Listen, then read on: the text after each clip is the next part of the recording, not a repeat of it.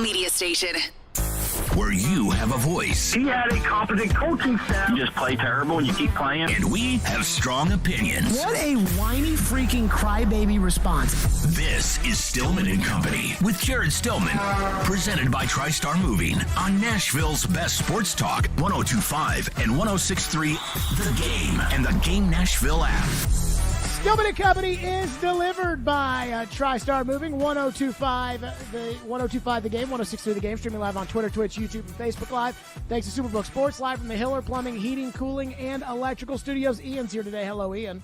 What up, what up? So I made a promise yesterday on the air, and I want to start on the promise that I made yesterday on this radio program. So we talked about Mel Kiper Jr.'s latest mock draft and why in that latest mock draft he had the Titans moving up to the number 3 overall pick. And we thought, wow. And we asked what it would take in order to get to the number 3 overall pick, and he had them taking Anthony Richardson, the quarterback out of Florida. And we talked at length about the idea of the Titans taking Anthony Richardson out of Florida and about how he's very raw and how he's unpolished, but he's got great talent, and trading to 3 and taking him would keep Indianapolis away from having him. And I read all your texts yesterday, and I know that you guys are vehemently opposed to the idea of the Titans drafting Anthony Richardson. I know that. And I kind of laid out the case for him, the case against him, what it would cost for you to trade, all of that nonsense. And finally, somebody texted in and said, do you think they should do it? And I said yesterday, I talked to a former general manager in the league, and he said it would cost a first-round pick, 11, a second-round pick, 41, and the first next year and the third next year. And that is a lot to give up for the Titans to move from 11 to 3. And they said, would you do it? And I'm sitting there thinking, okay, like, would I make that move? Like, would I do that? And I promised you guys yesterday that I would give you an opinion on it, because I really could go one way or could go the other way. I mean, I was kind of torn yesterday. So I figured, all right, give me a day. Give me a day, and then I will tell you how I feel. I would be okay with it. Now, am I telling you, like, okay, Jared, what do you think they should do? I think they should trade 11, 41, their first-round pick next year, and their third-round pick next year to move up to number 3 and take Anthony Richardson. No. That is not me saying what they should do. But I know a lot of you, I read your text yesterday. We took your calls yesterday. A lot of you were yelling and screaming and angry and, oh, we can't do that. We can't this. We can't that. And I finally thought about it. And I can't get Bill Polian out of my head. And the fact of the matter is, where Anthony Richardson is today and the road that he would have to travel in order to be a star quarterback. And I think we can all agree that that road is very far. I mean, he's not even a 50% completion guy right now in college in the SEC. And everybody can complete passes in college. The difference between college and the NFL, it's night and day. But every single one of these NFL guys, when it comes to the talent that Anthony Richardson has, there's like never a discussion. There's never a, oh, well, he doesn't have the talent to be able to play in this league. He's got so much talent. In fact, that's what Bill Polian said on SiriusXM NFL Radio. We had a scouting report, and he said this at the end when talking about Anthony Richardson. His potential is unlimited. He's the prototypical dual-threat quarterback who needs development, but his game-changing talent is undeniable. He's a first-round player, and where in the first round is the question. He is definitely a first-round player. There's no two ways about that. His talent is almost unlimited, but he does have to learn to master the fundamentals of the position if he's going to be successful in the NFL. Okay, first-round talent, no doubt. And Bill Polian says unlimited talent. Now, I know you all watched the SEC last year. I know you all think he stinks. But Bill Polian has a gold jacket and you don't.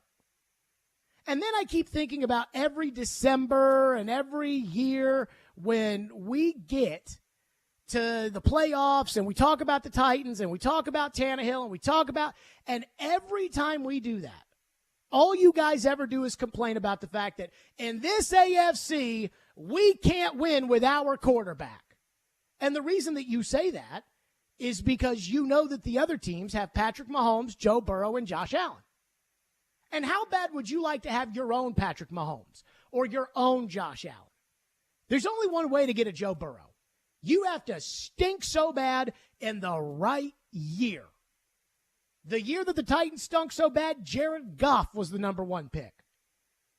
Indianapolis has stunk bad 3 years and gotten John Elway, Peyton Manning, and Andrew Luck. The chips sometimes don't fall the right way.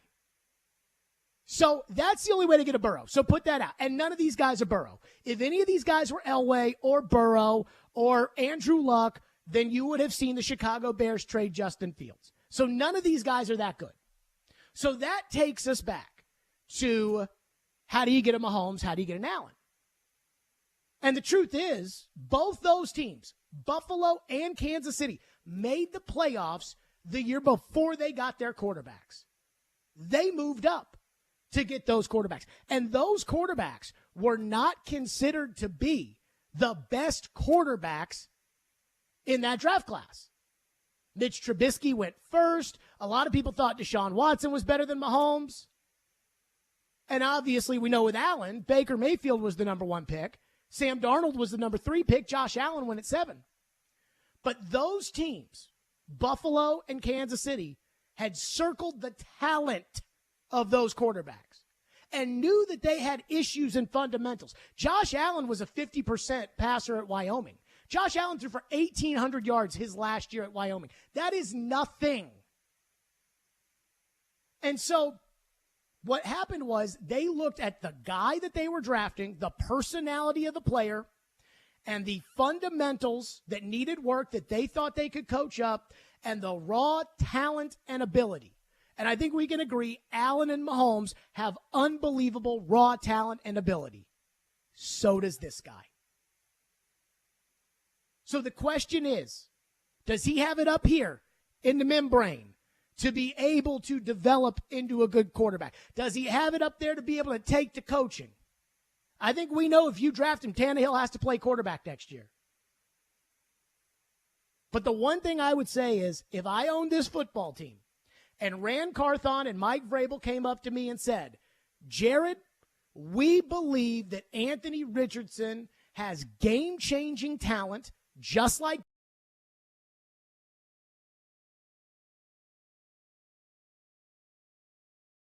place in which we are going to grow him as a quarterback on the bench, not on the field. Or you could. The Bills grew Josh Allen on the field. Here's our plan. Here's our 3-year plan. Here's our 5-year plan. Here's our plan. But we believe in this kid. It's going to cost us next year's 1 and next year's 3 and this year's 2. We want to do it. I would give him the green light. Because the only way that you're going to move off of how a lot of you feel, which is Ryan Tannehill's not good enough to compete with quarterbacks in the AFC, is to either be so bad in the right year that a transcendent talent is available, or it's for you to take somebody who has the tools to be a transcendent quarterback in the NFL, and then you have to develop them. Somebody called me today, and they said, what do you think of all this nonsense and talk about the Titans moving up to the 3rd pick to take Richardson? And I was like, honestly, I'm for it. Now, again, I'm not saying the Titans should trade up to take Richardson, because I'm not sitting in those meetings at the facility next week when he comes by and interviews. So I don't have to compare it with, I think that he kind of lacks his, in the ability to recall information. I think he doesn't understand this. I, thought he didn't shake my hand right that. I didn't like what I saw. And same with Levis and Hooker and everybody else. All of those things. I'm not there. So, and you've heard all these guys talk about how that's the most important part of all of this. So I couldn't tell you that. But again, they've hired the football people for a reason, Carthon and Vrabel. And if they come up to you and they say, we believe, after doing the meetings And after all of the research and homework they've done, and they say we believe as the owner of the team, I'm not going to stop them. Because I want that elite talent. I want that elite talent at the quarterback position, just like you do. You can't have it both ways. You can't cry every year and say, I wish we had a Mahomes. I wish we had an Allen. And then not do the things that those teams did in order to get those quarterbacks. And the same person said to me, well, do you trust the Titans' ability to be able to develop a quarterback? And I was like, me personally or me who owns the team? Because me personally, I'm skeptical. You know, last year, the fact that Mike Vrabel promoted Todd Downing to offensive coordinator and then brought him back for a second season, and to realize just how awful he was, both in year one and year two, it makes me wonder if Mike Vrabel has any way of gauging what a good offensive coach is or isn't. And I'm just being frank with you. Now, Belichick was never known for being an offensive genius. And we saw last year how they tried to ruin Mac Jones by bringing in defensive coaches to coach. So personally, I don't trust Vrabel as far as developing a quarterback. I think he's a tremendous coach. I think he gets his team fired up to play. But I don't trust him to develop a quarterback. But that's me. If I owned the team and I didn't trust my head coach to be able to develop a quarterback, then I'd probably have to fire my head coach. If you don't trust your head coach and his offensive staff to be able to develop a quarterback, then what's the point of even having them? So that's why I said, if I am owning this team, the owner is the ultimate buck stops here in an organization. And there are some times where a general manager or a coach will say, oh, we got to trade all these picks to move up, or, oh, we got to get all this money to sign this guy. And the owner's like, no, we're not doing it. Or in the case of Bud Adams, we want Vince Young. Let's do it. If I owned this team and they came to me and they said, we want Anthony Richardson, we want to make the trade to 3, we want to draft Anthony Richardson, I'd say okay. Because he's got the talent. Does that mean that he's going to be Josh Allen? Absolutely not. Does it mean he's going to be Patrick Mahomes? Probably not. But you can't get a Patrick Mahomes if you're afraid to try. You can't get a Josh Allen if you're afraid to do what Buffalo did, where they drafted the quarterback. He was awful for 2 years. They continued to bring him along with Brian Dable as his coach. And then finally, boom, just like that in 2020 with Stephon Diggs, he was one of the top quarterbacks in the league. And it's not going to happen overnight, folks. But I am telling you, if you all want that kind of player, you have to be willing to go get that kind of player. So you can tell me what he did or didn't do at Florida. Patrick Mahomes couldn't beat Iowa State. Josh Allen was 50% completion percentage. I had somebody tell me today, well, you know, Richardson didn't win in college. And ultimately, at the end of the day, I want a guy who wins. And I said, well, Baker Mayfield won more than Josh Allen. You want him? Tim Tebow won a lot in college. You want him? Sam Bradford was a Heisman Trophy winner. You want him? So to me, Richardson's got the talent, and you have to trust your coaches to be able to develop that talent. Now, they may not think he has the personality. They may not think he has the ability to grow into that kind of player. And if not, fine, pick at 11. But I'm just telling you, for all the people out there that are texting in and all the people, what do you think, Jared? What do you think of Mel Kiper's latest mock draft saying Anthony Richardson with the 3rd overall pick and everything you'd have to trade up there to do it? I'd say if they want to do it, do it. If they do it, I support it. Now, they may get fired for doing that because he may not come to fruition. And if he doesn't, and you used all those picks to get up there and get him, you're going to suck. And if you stink in the NFL, you get fired. But as far as how would I feel about it, I'd be for it. 615-737-1025 is our phone number, 615-737-1025. We'll get your reaction to that. Plus, the one thing that really does truly bother me, I mean really bothers me, if they were to do this, we'll get to that coming up. Stillman and Company, 102.5, 106 for the game. White 85! Every team needs a quarterback. White 85! Take! That's why we have Hasselbeck, bootleg, rollout, toss, touchdown. Tim. You can run good plays at the right time. ESPN NFL analyst Tim Hasselbeck gives his expertise on all things NFL. You evaluate players, and then you're turning them over to the coaching staff. Every Tuesday at noon. At the right time. With Caroline, Willie, and D-Mace. Tim on 102.5 and 106.3 The Game and the Game Nashville app. Middle Tennessee, you can count on an award-winning service team for all your home maintenance and improvement needs. Lee Company, we're A+ rated with the Better Business Bureau and trusted by thousands of homeowners in our community. Our team is ready to assist with all your home maintenance projects, heating and air conditioning, plumbing, electrical, appliance service, and more. Experience the convenience of calling one phone number for all your home maintenance needs. Call Lee Company today at 615-567-1000 or visit leecompany.com. If you own a small to medium-sized business that kept employees on payroll through COVID, you may have a big cash refund waiting for you. The Employee Retention Credit is a tax credit of up to $26,000 per employee. And now, more businesses than ever qualify.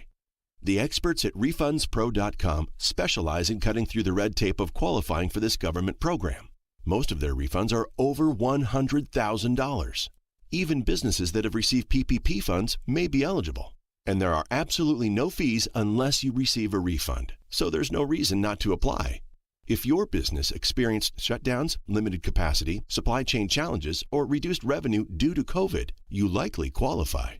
RefundsPro.com has already helped hundreds of businesses. So don't lose the refund you're owed by missing the deadline. Get started today with a free 5-minute questionnaire at RefundsPro.com. That's refunds with an S, pro.com. Genesis Diamond's spectacular spring store-wide sale is coming. April 21st, 22nd, and 23rd. 3 incredible days of store-wide savings. Up to 35% off engagement rings, earrings, bracelets, wedding bands, plus special financing. Even Genesis GIA-certified diamonds are marked down. Lab-grown diamonds, too. Plus, top jewelry designers are flying in with all new amazing designs. You can't miss this annual event. Save up to $10,000 on some items. It's April 21st, 22nd, and 23rd only. And only at Genesis Diamonds and luxury pre-owned Rolexes. Green Hills and Cool Springs. See store for details.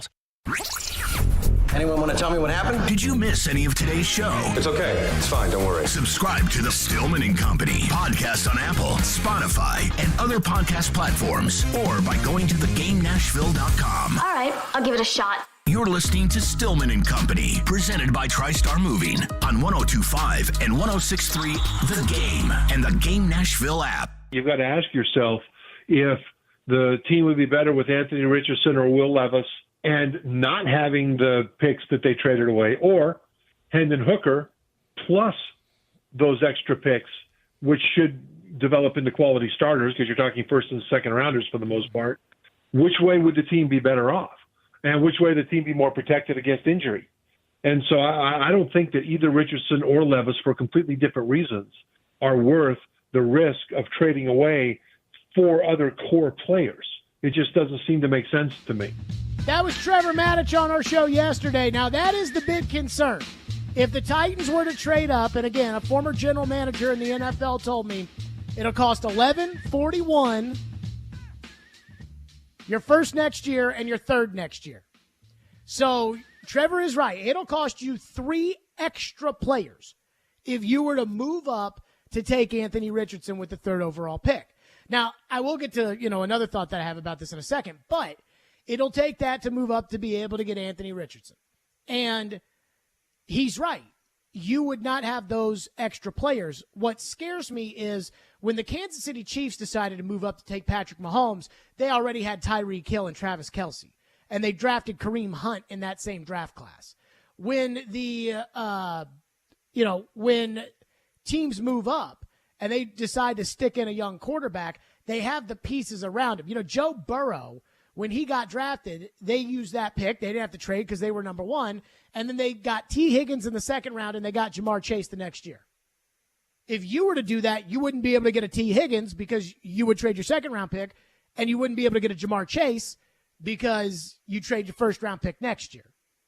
So that puts you in a hole if you're the Titans. And you don't have any young players to be able to trade in order to get high-end picks to be able to deal in order for a deal to get a quarterback and then to build around the quarterback. And if they were to do that, the Titans would have to spend massively in free agency in order to build around Anthony Richardson. So I think we're in total agreement that the Titans trade up to 3, they draft Anthony Richardson, and Tannehill starts at quarterback this year, and it's Tannehill and Henry, and you draft in the 3rd round, and on you go.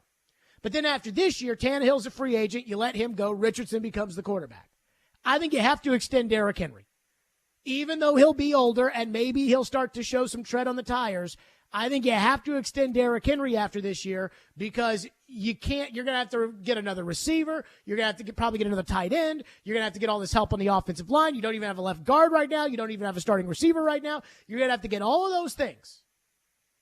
You don't want to have to add running back to the list of those things. And you're going to want to pound the ball 30 times a game with Richardson as your quarterback just to take the pressure off him. So what's going to happen if you're the Titans and you move up to 3 and you draft Anthony Richardson and then you try to plug the holes around him, you're going to have to do what Jacksonville did last year. Everybody thought when they signed Christian Kirk to that contract, everybody thought they were stupid. They said, what do you mean you signed Christian Kirk $18 million? He stinks. Right. But the reason that they signed Christian Kirk to that contract and paid all that money, and same with Cam Robinson, who they re-signed at left tackle, and he's not even very good. The reason they did all of that was because they looked at their team and they said, well, here's our problem. Trevor Lawrence doesn't have anybody to throw the ball to. He's got Marvin Jones and a bunch of misses in the draft, like Laviska Shenault. So we can't have him out there throwing to some Scarbinis. So let's go out there and get the best receiver we can. Who's the best receiver we can sign? Well, we can't sign Devontae Adams because he got franchise tagged. So who's the best receiver we can sign? Well, it's Christian Kirk. Well, he's okay. He's not great. Right. All right, let's pay him. Because he's got to throw the ball to somebody. And then they paid Evan Ingram. Because you got to throw the ball to somebody. So that's the only way out of the hole if you're the Titans, is to draft Anthony Richardson. And then next year in free agency, when you put him in there in 2024, you're going to have to overspend for guys who aren't that good. And that's a big financial commitment for the owner because that's a lot of signing bonus money. So we're going to have to make up with our picks by signing regular guys that are out there in free agency. Just like Kansas City signed Marquez Valdez-Scantling and Juju Smith-Schuster last year. So go back to this year. Let's say that the Titans, let's say that Malik was the guy. And the Titans were going to try to build the team around Malik. And Malik is not the guy by any stretch. You guys know me. But you'd have to overpay for a Jacoby Myers or an Alan Lazard. Or else you're going to set him up to fail. So if you're using all the picks in order to get Richardson, there is a significant financial commitment that comes on the heels for year 2 because you're going to have to buy the players to help him because you can't draft them because you don't have the picks. So that does worry me about trading up for a quarterback and using future assets and really becoming the Chicago Bears. Now, everybody says, well, Justin Fields is developing as a quarterback and Chicago feels good about Fields. And clearly they do because they traded the number 1 pick away. And if they had thought that the quarterbacks out there were better than Fields, then they would have taken the quarterbacks and they would have traded away Fields. But the problem is they didn't have a very good team, and they traded a second first-round pick to move up and get Fields, and that's how you become the worst team in the league. And I don't want that. And neither do you. So just know that there is a drawback, which I am green-lighting Vrabel and Carthon. If I owned this team and they came to me and they said, we want to make the trade to move up to number 3, we want to draft Anthony Richardson, I am green-lighting it because I think he's got the talent. But just know there are going to be massive holes that have to be filled, and you're not filling them with Andre Dillard backups on the cheap. You're going to have to overpay for some of the top guys in free agency, which normally isn't a good idea. But you're going to have to do it. You're going to have to get a tight end to go with a Conquo. You're going to have to pay for a wide receiver. You're going to have to do a lot to try to help the kid out, to give him a chance. 615-737-1025. Our phone lines are driven by WilsonCountyHyundai.com. First text that came in today says, if he's your guy, then you take him no matter what. Doesn't matter what anyone else thinks. I agree. Second guy says, craziness. Did you see what Burrow did his last year in college? Let me ask you this, texter. Did you see what Robert Griffin III did his last year in college? I mean, RG3, he was great in college. He was special in college. He won the Heisman Trophy in college. He sucked in the NFL. Texter says, even Polian said Richardson will have to play the position. If he's there at 11, then go for him. If not, take Hooker. Do not risk the future by throwing away all those picks. If you pick him at 11 and you pick him at 3, it's the same as far as 3 years, 4 years down the road. How good are you going to be? It's the same. I looked at the Chiefs' 2017 draft class. It was Patrick Mahomes, Kareem Hunt, and 4 guys I have never heard of.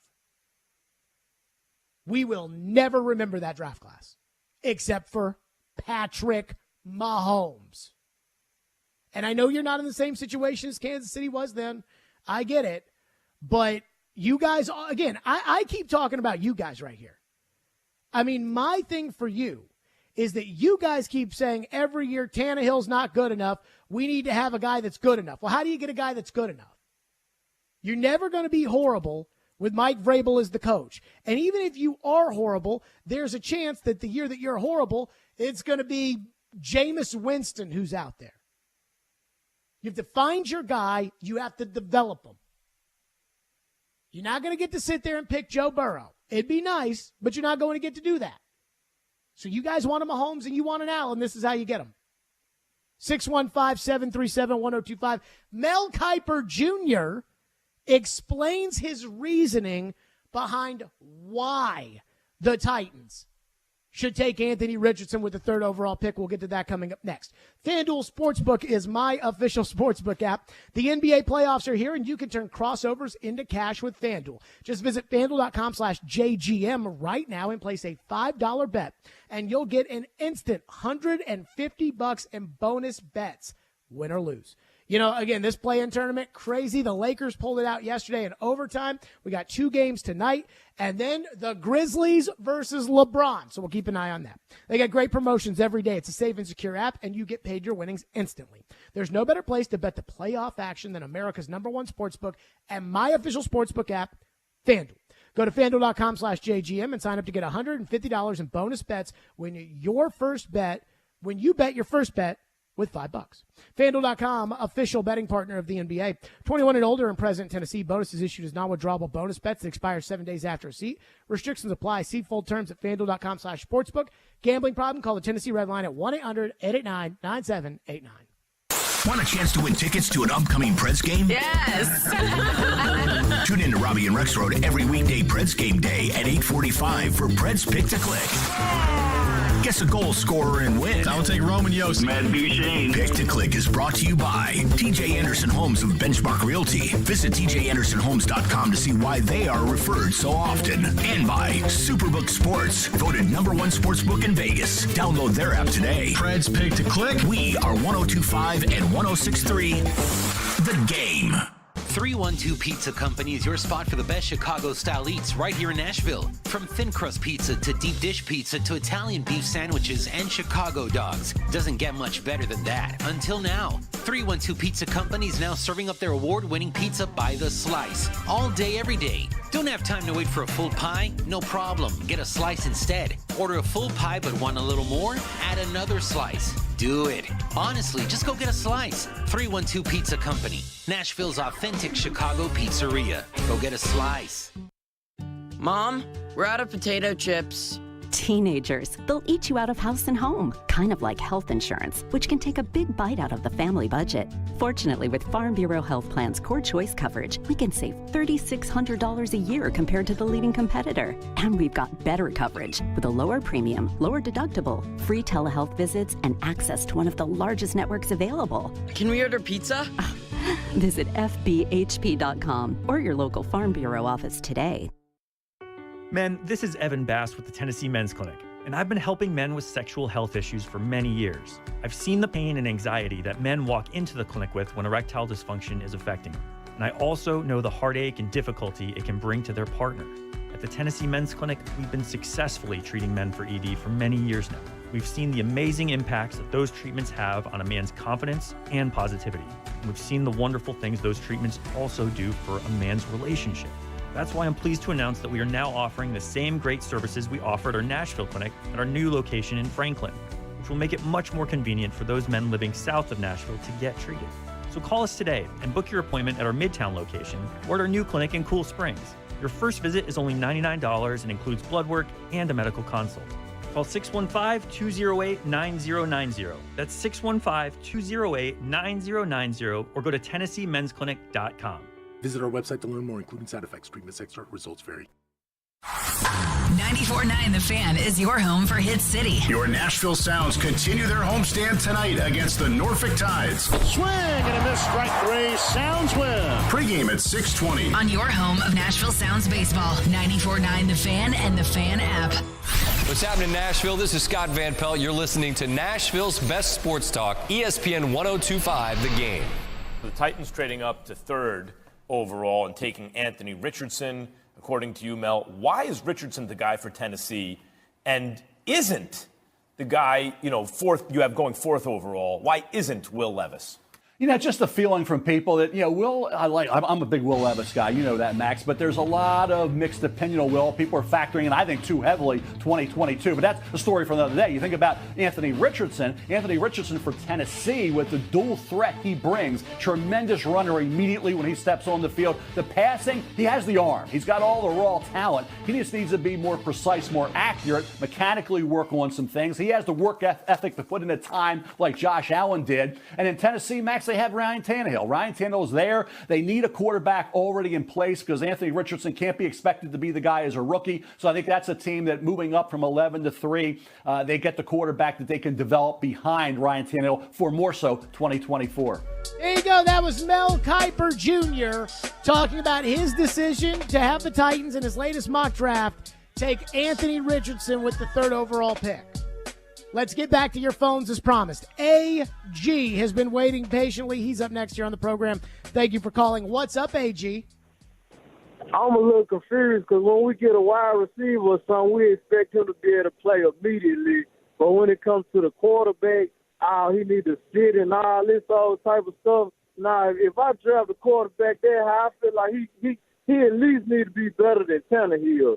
Why are we going to go off of some potential and the roster is already ugly as it is on offense? And then one more thing, shouldn't the predicament in San Francisco with Purdy have taught our new GM something? He was Mr. Irrelevant. Don't get all desperate at quarterback. That's all I got. All right, AG, I got a quick question for you, though. And AG dropped off. This is what I'll say to everybody out there that says, I don't want a quarterback that has to sit, or I don't want a quarterback that has to develop. Because Josh Allen didn't sit, but the Buffalo Bills went from the playoffs to 6-10. So for everybody out there that says that they don't want to have to develop the quarterback, who's the best quarterback in the league? Ian, in your opinion, who's the best quarterback in the league? Mahomes. He sat. Who's the best quarterback of all time? Brady. He sat. Aaron Rodgers has 4 MVPs, and he sat the bench for 3 years. So you guys can sit there and act like, how dare we need a quarterback on this team that sits on the bench? And I'm like, then stop complaining. Stop complaining every year about, with Tannehill as our quarterback, we have no chance. Because that's what you all sound like. You cannot have it both ways. You cannot say, I want to have a good football team. And I know you do, because you don't want to win 3 games next year. You guys have been through it. You know how miserable it is. Remember the Ken Whisenhunt era? It was awful. So you don't want to go through that. But yet at the same time, you don't want to develop a quarterback. You don't want to draft a quarterback that needs time, even though the guy you want, Mahomes, did it. The guy you've got to play against, Allen, he took 2 years to develop on the field. They were no good. They made the playoffs that second year. Allen was terrible. They had a great defense. Allen was awful. And then the third year, Josh Allen popped. The best quarterback in the history of the Tennessee Titans is Steve McNair, and he sat on the bench. So, I mean, I understand. I hear you. I know. I don't want to have to put the quarterback on the bench. Well, guess what? You can't have it both ways. You can't have it where you want to have a Patrick Mahomes, but you're not willing to do the things that Kansas City did in order to get a Patrick Mahomes. What you guys want is you want the Titans to take somebody with the 11th overall pick because you don't want to give up any more picks. You want to take a guy with the 11th overall pick who's going to start week 1 and be John Elway. And that does not exist. It does not exist. Texter into the text line says, with all due respect to Bill Polian, how do you go from the 4th best quarterback in the SEC to the 3rd overall pick in the NFL draft? Well, here's a fun fact for you. Patrick Mahomes, and I'm going to keep using Mahomes because, I mean, if I were to ask everybody right now who's the best quarterback in the NFL, I actually, and I saw Carson Palmer said this, and I guess it sparked a little bit of a controversy, but Carson Palmer said that the best quarterback in the NFL is Burrow over Mahomes. I would personally take Burrow over Mahomes too. And to me at that point, you're splitting hairs. You know, I mean, it is, I would be happy with either guy. And Mahomes has 2 Super Bowls. But personally, I'd rather have Joe Burrow. But that's just me. But I have in front of me the Patrick Mahomes. When Patrick Mahomes in 2016, his last year in college, he was not the offensive player of the year in the Big 12. That was D.D. Westbrook. Remember D.D. Westbrook? That's right, you don't. He was a Heisman finalist. He was the offensive player of the year at Oklahoma. He got drafted by Jacksonville, and nobody ever heard from him after that. So you're probably thinking to yourself, how can you draft a quarterback and expect him to be good when he's not even a better offensive player than D.D. Westbrook? Because it's about raw talent. It's about ability. It is not. Anthony Richardson started for 1 year. He's 21 years old. Like that, the hope is that when he's 23 or 24, he'll be significantly better than the 4th best quarterback in the SEC. But that's how.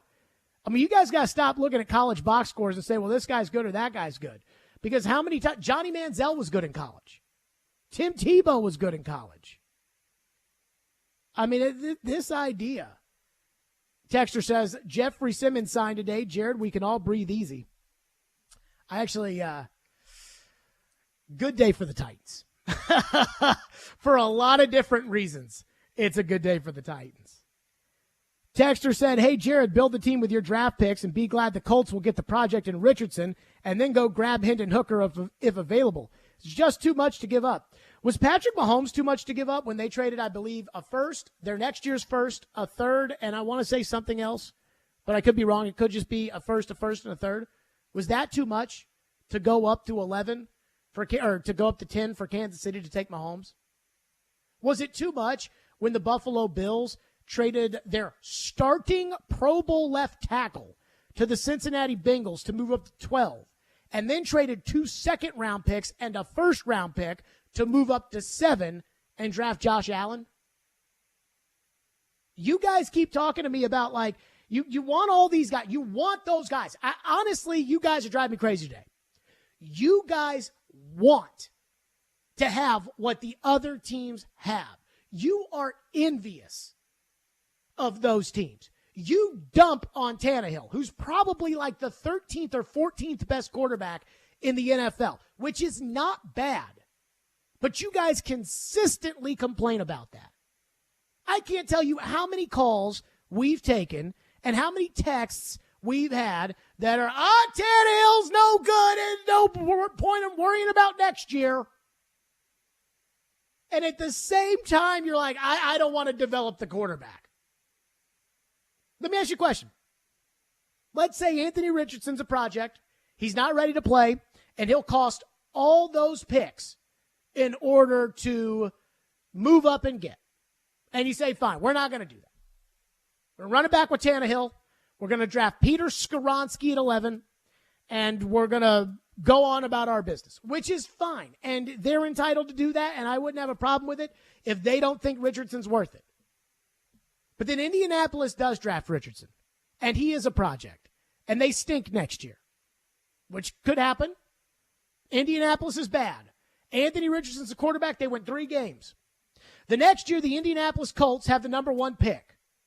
They trade out because Caleb Williams is there, and all of a sudden, or whomever, and all of a sudden they get all these picks, and now they get a wide receiver at the top of the draft, and they get another receiver, and they get offensive line help, and they get some guys on defense, and now Richardson's got 3 receivers, Jonathan Taylor, a tight end, and an offensive line.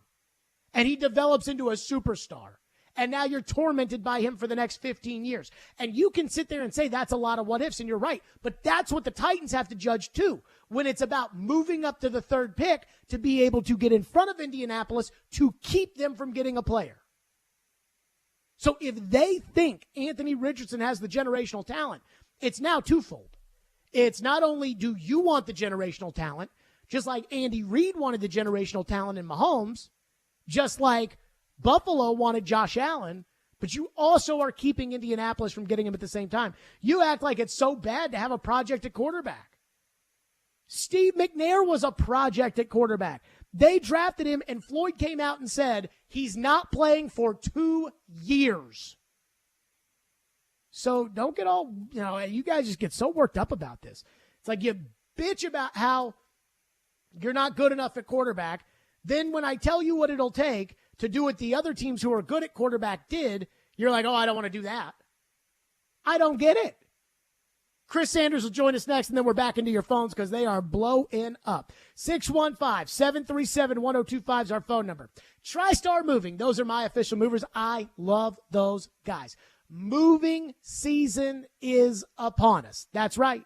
Now that it's nice outside, people are going to look at homes, people are going to move, people are going to all these things. And if you're going to move, I got to tell you, you need to move with my friends at TriStar Moving. Give them a call today, 615-640-1219. And tell them I sent you, and you'll get 10% off your entire move, which is a lot of money because moving is expensive. That's right. You know that. I know that. We all know that. Moving is very expensive. So give them a call, 615-640-1219. Get a bid from TriStar. And when you work with TriStar, you'll realize the experience that you will have will be seamless when it comes to TriStar Moving. That's right. I absolutely love them. I can't say enough about them. They're my friends over at TriStar Moving. They did a fantastic job moving me, and I promise you they'll do the same for you. That's TriStar Moving, 615-640-1219, online, nashvillemoving.org/radio. Tell them Jared sent you for 10% off your entire move. TriStar Moving, my official movers.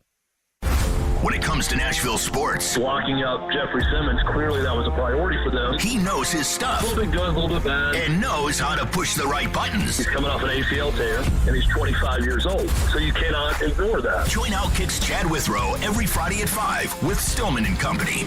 Withrow. What I hate more than anything is people that are phony and not true to themselves. Is on 102.5 and 106.3 The Game and the Game Nashville app.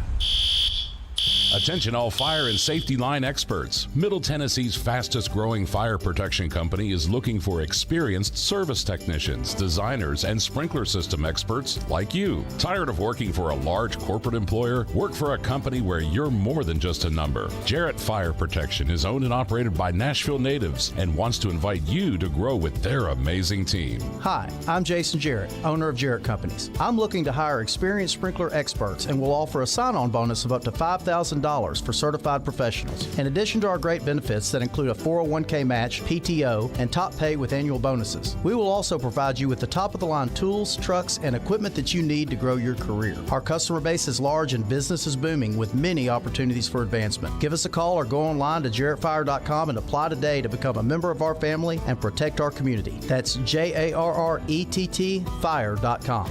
Jarrett Companies, where we are above and beyond industry standards. Parman Energy is your one-stop petroleum solution across all of Tennessee, offering turnkey petroleum solutions for professionals in major industries, serving trucking fleets, construction companies, industrial plants, and more. Whether a large corporation or owner-operator, Parman Energy has your diesel fuel, lubricant, DEF, and equipment needs. No matter how you're getting there, start with Parman. Visit ParmanEnergy.com for more info. Your Tennessee petroleum solution, providing totally outrageous customer service. Hey, are you seeking relief? Maybe you just want to enhance your day or night. Did you know there are legal THC products available right here in Tennessee? Yeah, really. You can have legal THC products shipped directly to the comfort of your home. Yes, Comfort and Cannabis is only a website away. Visit greentreescompany.com. That's Green Trees with a Z, and change your life today. A show that lives and breathes sports. Focus in, focus in, focus in. From the SEC. Credit to the Alabamas, the Georgias, and the Ohio States of the world. To the Preds. They've been in a lot of really tight games, but they're not winning enough of them. To the Titans. He's talking about what this franchise has built over the years. Caroline, Willie, and D-Mace. What is this? Check it out. Weekdays from 11 to 2 on 102.5 and 106.3 The Game and the Game Nashville app. Strong opinions and a strong personality on your drive home. This is Stillman and Company, presented by TriStar Moving on 102.5 and 106.3 The Game and the Game Nashville app. The draft is 2 weeks from Thursday. Mel's latest mock draft 4.0 is out, and he has a switch at the top. Despite the size questions, he now has former Heisman winner Bryce Young going number 1 to Carolina, replacing C.J. Stroud in that top spot. He has Stroud going 2nd overall to Houston. The expectation is clearly those two will go 1-2 in some order. A lot has been rumored about the Cardinals trading the 3rd pick. Mel has them doing that to Tennessee, and the Titans taking Anthony Richardson out of Florida. And then to continue the run on quarterbacks, Mel is forecasting the Colts taking Will Levis from Kentucky. It will be the first time they've taken a quarterback that high since Andrew Luck a decade ago. Should this happen, and I think there is a really good chance it does, it would be history. There have never been 4 straight quarterbacks off the board to start the NFL draft. In fact, never have 4 have gone in the top 5 picks. There you go. That was Mike Greenberg. Mel's mock draft. Titans at 3 go Anthony Richardson. Chris Sanders joins us on the program. Chris, like it, hate it? What do you think? No, I would stay away from it. The reason why I would stay away from it, everybody's talking about, potential. Yeah, he has potential. Yes, he can run. Yes, he can throw. But when you talk about potential, all that is hidden ability. So if they're trying to rebuild or not rebuild, but if they're trying to win this year, then why would you get a guy that has potential that can't come in ready to play right away? Well, I don't think they're trying to win this year if they go take a quarterback at number 3 and sit him on the bench. But I would argue, the point that I'm making. I would argue to you that Buffalo didn't try to win in 2018, and they've got Josh Allen out of it. And Kansas City, who had a really good team in 2016, was not trying to win in 2017 with the pick of Patrick Mahomes, and they've won 2 Super Bowls and been to 5 straight AFC championship games. So I understand the idea of, well, I want a player that helps me right now. Right, the problem is that if you want to have quarterbacks like these other teams do, you're going to have to do what these other teams did. Yeah, but the thing about it is with Anthony Richardson, let me tell you, he's phenomenal talent. He started 13 games. He had 24 TDs and 14 interceptions. But here's the thing that I'm kind of concerned about is isn't this the same thing that we're kind of running in with Malik Willis? I'm not saying that they're the same type of players. I want to jump in before I say that because they said the same thing last year with Malik Willis, that he has a whole bunch of potential. He has a strong arm. He has all these things. But why are you letting him go and then bringing a guy not with the same tools, but with the same concept of trying to, develop into the quarterback that you want him to be? So I'm going to read from you what Mel Kiper wrote after the Chiefs drafted Mahomes in 2017. He gave them a C+ for their 2017 draft class. Now, I think you and I would agree that if you walk away with Mahomes, that should be A+++++++. Absolutely. Okay, here's what Mel wrote the day after the draft. Quote, giving up a third-round pick in next year's first to move up 17 spots was a ton for a team with immediate needs elsewhere and some defenders getting up there in age. Mahomes has a high ceiling, but he's going to have to learn how NFL offenses are run, and the Chiefs are going to have to rebuild his mechanics from the ground up. Andy Reid and John Dorsey know what they're getting, and they see some Brett Favre and Mahomes, and they have a capable quarterback in Alex Smith. This is a pick that could look great or silly in 5 or 6 years. And obviously, it looks great. You see what I'm saying? So you're saying that, well, we said all those same things about Malik, and now you want to take – well, they said the same things about Mahomes. They ain't the same guy, is my point. I agree. But, see, you said a key word. You said it can be great or silly. I mean, with the Kansas City Chiefs, it absolutely worked out with them. So you got a situation with Anthony Richardson. When I say this guy's a talent. I'm not saying that he's not a great player, but it's a whole different level when you're playing at the level, in the NFL, because you got to look at defense. You got to go to different reads. You got to go through your progression. You got to, understand when to run and when not to run, and when the pocket collapse. All those things. And, yes, he did that in college, but you're talking about a whole different level at the NFL to where defenses are faster. Guys are running just as fast as you. But isn't that why I have coaches, Chris? Yeah, I understand. Like, I have coaches to be able to teach him, hey, this is how you need to operate. These are what your mechanics need to be, all of those things. Absolutely. That's the point that I'm making. So, and I'm just throwing this out here. Then if this was the same situation with Malik Willis, why are we giving up on Malik Willis already? Because Malik Willis doesn't have his talent, and he never did. No. I'm not saying it's talent, but they both came in with potential, right? Right, but one of them has superstar, historic, athletic potential, and the other one is too short. Yeah, but the thing about it is, at the college level, they both were playmakers. They made some plays. It's not the same thing. And to be honest with you, I think Richardson probably should have made more plays in college, for me to feel better about it. Think about it like this. Richardson has essentially a similar build to Vince Young. He was a little bit taller. True. But Vince Young ran a 4.6, and he ran a 4.4. Yeah, he's faster.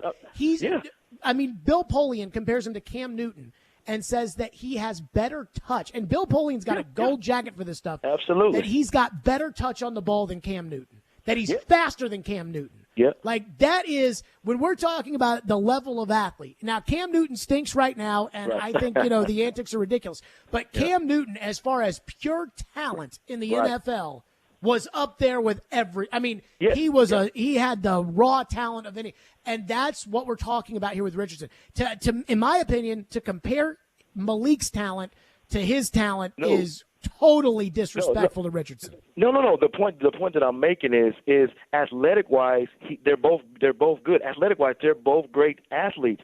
But I'm talking about fundamentally sound accuracy.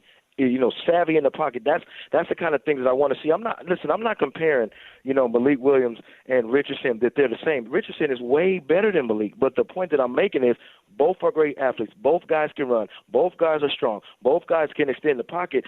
But the one thing that I definitely want to see is being fundamentally sound. Look at Mahomes. Mahomes is a great quarterback. He's a great athlete. He can run. He can extend the pocket. But the one thing that this cat has is he's fundamentally sound and he's accurate. That's what I want to see if they go up and get Richardson. Right. And to my point, Mel Kiper told you after the draft, Mahomes did not have the fun. They had to build him from the ground up. And that's what the Titans would have to do with Richardson. Chris Sanders is our guest here on the program. In your gut, do you think the Titans are going to trade up and go quarterback, or do you think the Titans are going to sit and pick to make the current team that they have better now where they sit? I don't know, but when we do it, I can't wait to see your face if they peel Will Levis at 11. I mean, at 11. You're going to go bananas. But I think my gut feeling, and I may be wrong, I'm not saying my way is right, but I really believe, and I hate to say this, I think they're going to move up for the third pick and get a quarterback. And that's going to drive you crazy. It's going to drive the fans crazy. If they don't get Richardson and pick Will Levis, I think people are going to lose their mind. So you think they're going to trade up and go quarterback at 3? I think so. Which quarterback do you think they're going to take? It's going to be between Richardson and Levis. You got to take one. Those two. I'm gonna say Anthony Richardson. I think that's the guy they're kind of eyeing. I know Will Levis is. I'm gonna be careful when I say this because I never want to put a player down. But he's a big physical guy and big in stature and all these things. But if you look at last year, he didn't have a lot of 200-yard games. He threw 206 yards against Georgia, and he threw 98 against Tennessee. So if I had to pick a guy, I'm going Anthony Richardson because he threw for 400 on Vandy. I mean, I'll say this about Anthony Richardson. Yeah. He's got the talent. I mean, he does. He does. There's Absolutely. no doubt. Now, he may not ever – the road from where he is to where, he could be is a long, winding road. And I worry about the Titans coaching staff. It's one thing if it's Andy Reid or it's Kyle Shanahan coaching him. It's another thing with the Titans coaching Anthony Richardson. Mm-hmm. But I just think that the amount of talent that kid has – yeah. I mean, it's almost like I'm talking myself into this that I want to take the shot on this. Yeah. So if they pick at 3 and they pick Richardson, you will be ecstatic. I wouldn't be ecstatic. Okay. I would understand it. Okay. That would be what I would say. Dang, Last you one are for you. Flip-flopping like pancakes, man. All Chris, day long, you flip-flopping. Ian, has there been any flip-flop on this? Yes. Ian, tell the truth. It's hard to tell. Oh, no. No. Yesterday, Don't give me that. I said yesterday that I would have an opinion today. My opinion has been they take Richardson at 3, I understand why they're doing it. I would, if I owned the team.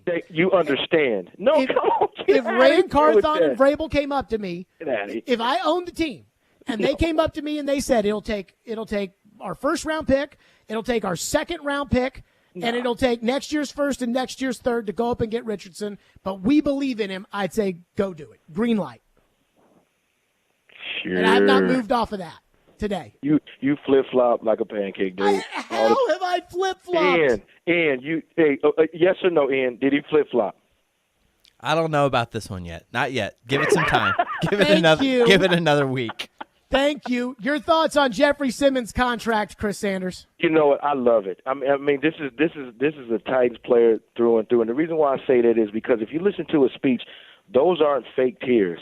He made it about everybody else. He made it about his family. He made it about all the other people, and those are the kind of cats that Mike Vrabel need to, have in your organization. He's a pillar in the community. He's a dog on the defense, and he's one of those guys that you want to have on your team. I think, Rand Carthon and Mike Vrabel and that whole staff did a phenomenal job, and I take my hat off to them for signing him to a phenomenal deal.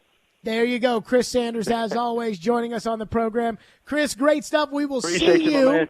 Thank you, 2 weeks from tomorrow, Twin Peaks in Madison for the draft show. We will see you then, Chris Sanders. Yes, sir, Appreciate you, Chris. Bye-bye. See you, bud. Chris Sanders joining us on the program. So it sounds like he's anti-Richardson, but then says he thinks they're going to trade up and they're going to take Richardson. Now, I'm going to say this. I miss the old Jared and the GM program. I miss the expertise that we had, and I'll never pretend like I have one iota of what the expertise that we used to have on this show. There's no way to replace it. You guys know that. Anything short of Bill Belichick retiring and coming to co-host this show, it is what it is, and we miss it.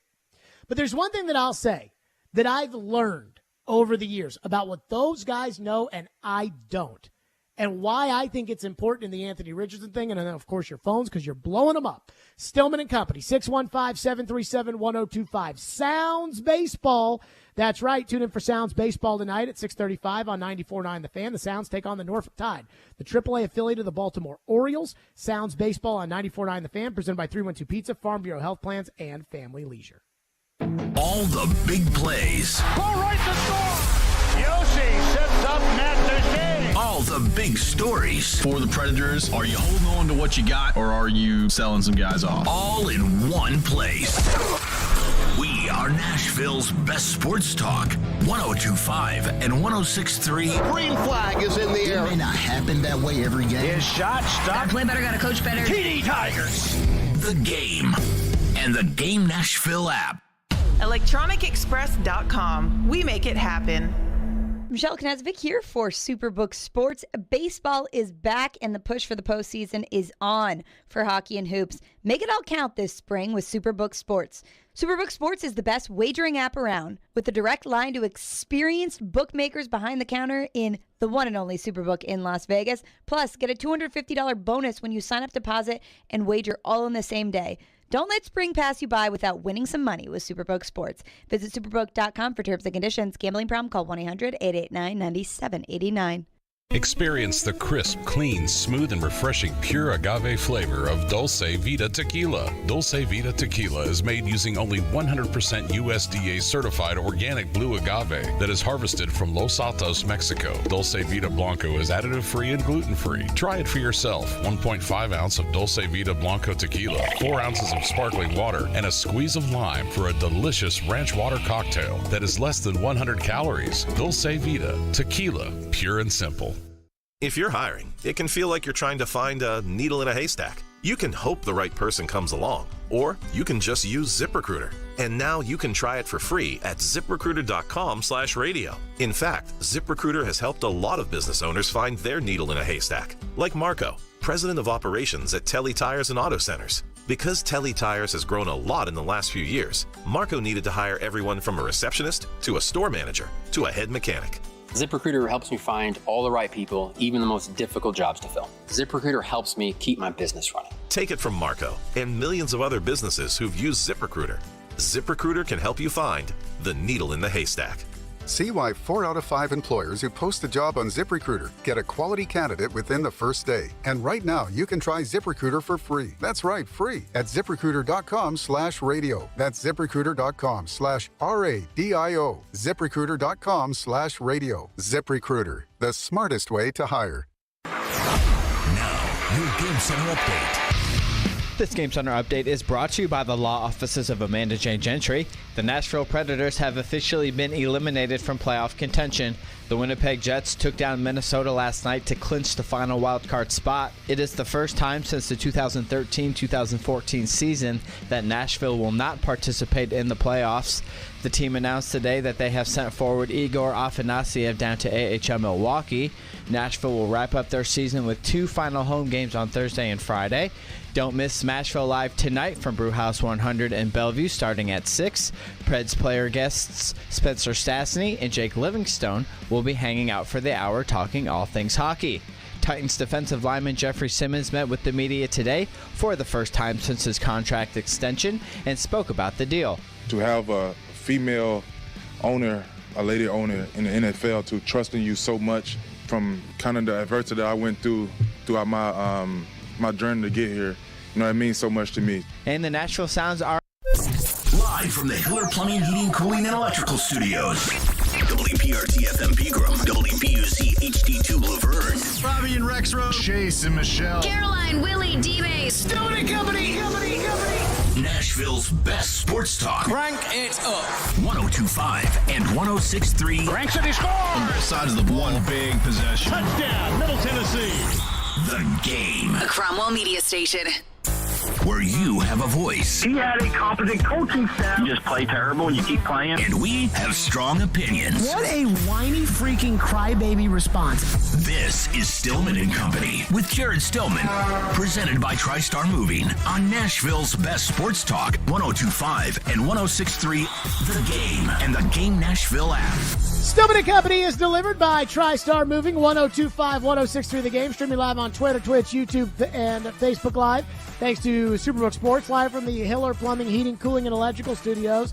Texter into the text line says, am I listening to a rerun of your 5 o'clock hour yesterday? This sounds familiar. No. Yesterday at 5:30, I promised that I would have an opinion today about should the Titans trade up to 3 and draft Anthony Richardson. And my opinion is if they do it, and again, I'm not in those like pre-draft meetings where they get to meet the kid and get to know the kid and things like that. But if they go through those and they say, hey, this kid has the goods up here, we know he's got it physically, then I'm for it. If I own the team and Rand Carthon and Mike Vrabel came to me and said, I want to make, I'd say, do it. As Jean-Luc Picard of the Enterprise would say, engage. So one thing I think's funny is I see all your texts, and it's all about Richardson's raw. Richardson, he stunk at Florida. He's this, he's that. Kind of reminds me of when people start giving medical advice when they probably got like a B or a C in high school biology, and they think they know more than doctors. Now, this doesn't mean that every doctor is a good doctor, but the doctors certainly know more than you do. And so we don't have a former general manager on this show anymore, but we do listen to former general managers, and we have an appreciation for former NFL general managers. Rick Spielman was with the Vikings as their general manager for forever. That team last year that hosted a home playoff game and won the NFC North, that was his team. He wasn't the GM anymore, but he built it. Justin Jefferson, Dalvin Cook, Adam Thielen, Kirk Cousins, that's his team. He was a good general manager. And he was asked, he now works for CBS, and he was asked what he thinks about Anthony Richardson and where Anthony Richardson should go. For all you people out there that think it'd be crazy to take Anthony Richardson in the top 5, here's what a very successful former general manager and Rick Spielman said. So Anthony Richardson, top 10 pick. We're okay with that? Yes, no question. I'm going to say top 5 pick. I think it's just what he's doing in these meetings when they're talking to him about offenses, defenses, site adjustments, everything that goes into it. That stuff we don't know, so I don't know how he's coming out of the meetings. I didn't hear anything today that would indicate that he's struggled in those meetings. Right. So to me, it's just a matter of taking this raw athletic quarterback and just molding him, and that does not happen overnight. And it's just going to take time and patience. Okay. So he's telling you he's a top 5 pick. Now, it's going to take time. It's going to take development. It's going to take patience. And I know you guys have none of that. I mean, I don't think I'm a very patient person, and I think I'm more patient than you all. So I know that you're not interested in that. I get it. But you won't feel that way in 2024 and 2025 if Anthony Richardson is as good as Patrick Mahomes and you get 5 straight AFC championship games at your new stadium. You certainly will not feel that way then. It's easy now to say, well, I want to win now. I get it. I want to win now too. But sometimes you have to think big picture when it comes to drafting players. You're not just drafting for one season. And again, Rick Spielman knows better than you do. And Rick Spielman knows better than I do. And he's telling you, Richardson's a top 5 pick. Bill Polian, he's got a gold jacket. He drafted Jim Kelly in the middle of the 83 draft. He drafted Peyton Manning when a lot of people saw Peyton Manning and Ryan Leaf as 1A and 1B. And Bill Polian says, Anthony Richardson's got the goods. His potential is unlimited. He's the prototypical dual-threat quarterback who needs development, but his game-changing talent is undeniable. He's a first-round player, and, where in the first round is the question. He is definitely a first-round player. There's no two ways about that. His talent is almost unlimited, but he does have to learn to master the fundamentals of the position if he's going to be successful in the NFL. Don't you want a quarterback who has unlimited talent? I mean, think about that. A Hall of Fame general manager is telling you unlimited talent. By the way, when it comes to Spielman, and we played some of Spielman's cuts, he does not like Will Levis. He made a bet in that same thing where he said Anthony Richardson was a top 5 pick. He made a bet that Will Levis will go after the 12th pick. So he does not like Will Levis. Now, again, as he said when I think they did a mock draft on CBS and somebody took Levis at 4 with the Colts, and Spielman was like, I wouldn't do that. But, I've been wrong before. It's just kind of like, hey, you guys do whatever you want there, but I'm not taking Will Levis. But these former general managers are telling you this kid can play. Elliot texts into the text line. Our phone lines are driven by Wilson County.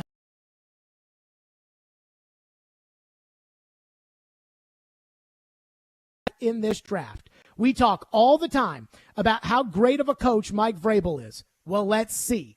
Give him the talent and let him and his staff develop him. It's funny. Gentry Estes and I were talking today from the Tennessean, and we were talking about Richardson. And he was talking about, Richardson didn't play great in some of these games. And I'm not going to lie to you. I watched Richardson play one game. I watched him play I watched him play like 3 games. I watched him play against Utah. He was awesome. I watched him play against Kentucky. He was horrible. I watched him play against Tennessee, and I never felt like he was going to win them the game, but he did throw for like 500 yards in that game. And then I ended up watching the tape against Vandy, where I thought he actually looked good, and they ended up losing. And then I watched tape against Florida State. And Gentry was like, well, he threw some stinkers in there. You know, he was like 9 of 25 against Florida State. I'm like, and did you see those 9? Because 3 of the 9 were touchdowns. And I'm not talking about dumping it off to the tight end who runs 7 yards into the end zone for a touchdown. I'm talking about firing the ball down the field. It was a missile. And it went 50 yards and hit the receiver right in stride in the hands for a touchdown. He's got the talent. And I'll agree with Elliott. And it's funny because this is another thing that I said to Gentry today, because we were talking about whether or not the Titans could develop Anthony Richardson. And I am very nervous personally about this offensive coaching staff. Very nervous. But if you own the team and you don't think that Mike Vrabel can develop a quarterback, then you should fire Mike Vrabel. There is no point in having Mike Vrabel as your coach if you think, well, he's a great motivator, he's a great strategist, he's a good CEO of the operation, but he's got no clue how to develop quarterbacks. Well, you guys talk about Tannehill and Tannehill having a ceiling. And we can only go so far with Tannehill, which I agree with. But if Vrabel can't develop a quarterback, then it doesn't matter. You'll never win the Super Bowl unless all the stars align. And that's the exact same way that you would have to win the Super Bowl with Ryan Tannehill. And if you own the team and you don't think that your quarterback can do that, or your coach can do that for your quarterback, then why do you even have a coach? So that's kind of the big point that I have about everybody saying, well, I don't think that the Titans or Vrabel can develop them. Well, then if you don't think that the Titans or Vrabel can take this big, giant, 6'4", 4.440, just beautiful clay of a football player and develop it, then what's he doing as your coach? What's the point of having him as a coach if it's going to be like that? Texter says if Hooker was able to run and throw at the combine and pro days and was on par with the top 4 from what the scouts saw, would he still be questioned like he is now? Comes from Jordan and Franklin. I don't think so. I do not think so. As far as could Hendon Hooker, would they be saying, well, you know, he's probably second round, back into the first? I don't think that they would consider Hendon Hooker first. And I don't think they should consider Hendon Hooker first. But I would argue that where I sit, I mean, I do think Hendon Hooker checks a lot of boxes. And there are far less questions with him than there are with Will Levis, than there are with Anthony Richardson. And I would even argue that, I mean, I think there may be less questions with Hooker than Bryce Young simply because of the weight. You know, there has never been a quarterback who has made it to the Hall of Fame in this era that is under 200 pounds. And I think the only other quarterback who has made it to the made it as to the Hall of Fame that's under 200 pounds is Fran Tarkenton. And that's it. 615-737-1025. We'll get back to your phone. 615-737-1025. Plus, I've already seen it today in the text line. Chris Sanders brought it up. You guys have got to be smarter than some of the things than this one thing that keeps getting said about the Titans and Anthony Richardson and their quarterback situation. And we'll get to that next. Stillman and Company right here, 102.5, 106.3 The Game. The college football season never stops. ESPN college football analyst Trevor Manich joins Stillman and Company every Tuesday at 4:30. They've got to do what Nick Saban in Alabama has done so successfully over the last 10 years. Presented by Houston Clinic Orthopedics on Nashville's best sports talk, 102.5 and 106.3 The Game and the Game Nashville app. In football, we all take our hits, but protection keeps you in the game. That's why I always wore a helmet and pads on the field. Life too comes with risk, so I got vaccinated and boosted for COVID-19. Hi, this is former Tennessee Titan running back and 3-time Pro Bowler Chris Johnson. Talk to your doctor. and get the information you need to make an informed choice. Gear up, Tennessee. Protect yourself and your family against COVID-19. For more information, go to nflagearup.org/Tennessee. Genesis Diamond's most anticipated event of the year is coming next weekend, April 21st, 22nd, and 23rd. Huge store-wide savings, plus the unveiling of thousands of new, unique designs from the biggest names in jewelry. All new collections from names like Tacori, Verragio, and more. Rings, earrings, pendants, bands, many never seen before, all specially priced. Save up to 35% store-wide and get zero interest financing. Special pricing on natural and lab-grown diamonds, April 21st through the 23rd. Only at Genesis Diamonds and luxury pre-owned Rolexes, Green Hills and Cool Springs. See store for details. Do you have a VA loan? In this housing market, homeowners with VA loans have access to a ton of instant cash. Hey, Willie Donick here. Do you need cash to pay off credit cards and other high-interest loans? How does a check for 80 or 90 grand sound right now? Loan Pronto is helping veterans every day get the money they need with a quick and easy zero-cost cash-out refi with zero closing costs. With a VA loan, it's really cool because you can access up to 100% of your home's value. That's 100%. Use that money to pay off credit cards, home equity lines, car loan. Consolidate all your payments into one check per month and close in 2 weeks. Most homeowners who do this end up cutting their overall monthly payments by $800. And Loan Pronto's all-digital process makes it fast and easy. They're doing loans with super low APRs, and they love working with veterans. Call now. See what your options are. Call Loan Pronto, 615-499-5780. That's 615-499-5780, or go to loanpronto.com. Equal housing lender, NMLS 166-1781, subject to lender approval. Hey, Robby, Stanley here, and the NBA playoffs are here, and you can turn crossovers into cash with FanDuel. Just visit FanDuel.com/Rob right now and place a $5 bet, and you'll get an instant $150 back in bonus bets, win or lose. So FanDuel, I've talked to you about it for a long time. They've got great promotions every single day. The app is safe and secure, and you get paid instantly. I like the Milwaukee Bucks coming out of the East, and I like the Phoenix Suns coming out of the West. But you can take it any way you want to take it. There's no better place to bet all the playoff action than America's #1 sportsbook. Just go to FanDuel.com/Rob and sign up to get $150 in bonus bets when you bet your first $5. FanDuel, official sports betting partner of the NBA. You must be 21 or older and present in Tennessee. Bonus issued is non-withdrawable bonus bets that expire 7 days after receipt. Restrictions apply. You can see full terms at FanDuel.com/sportsbook. Got a gambling problem? Make sure you call the Tennessee Red Line today at 1-800-889-9789. We try to stay cool by being on social media. I'm with it. I'm hip. Follow us on Twitter at 1025thegame and on Instagram at 1025thegame Nashville. Hey! Oh yeah, and like us on Facebook too. You're listening to Stillman and Company, presented by TriStar Moving on 1025 and 1063 The Game and the Game Nashville app. Malik Willis is yeah. I would just say the opinion of Mike Vrabel, maybe the coaching staff, is that he's much further away than maybe initially they might have thought when Malik Willis was drafted. Either that, or they just see a quarterback asset at the top of this draft that's a much better option and maybe a quicker option than Malik Willis would be in terms of that overall development. That was Charles Robinson on his podcast. Charles Robinson will be on Robby and Joe tomorrow. What time is that usually, Ian? 8 a.m.? Correct. So he'll be on with Robby and Joe tomorrow at 8 a.m. And he said, look, Vrabel and them, they don't like Malik Willis anymore, which they shouldn't, because Malik stinks. But we have got to stop with something that Chris Sanders said, and I've seen it in the text line and I've seen it on Twitter, which is, well, last year Malik was a project, and so why would we want to draft Anthony Richardson, who is also a project, when we already have Malik? And I think that I hear that, and it makes my head hurt. As far as being a prospect is concerned, Malik and Anthony Richardson are not in the same zip code. They're not even on the same car lot.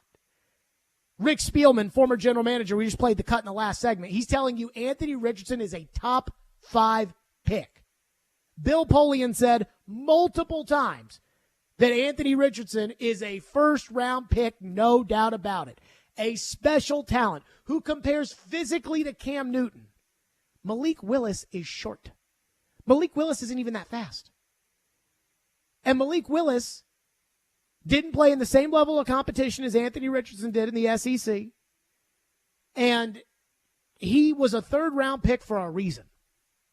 We can sit there and say, well, Todd McShay said that he should have been a first-round pick or something like that, but nobody whose opinion mattered actually thought of Malik Willis as a first-round pick, and you know that because not only did nobody take him, but nobody took him in the second round.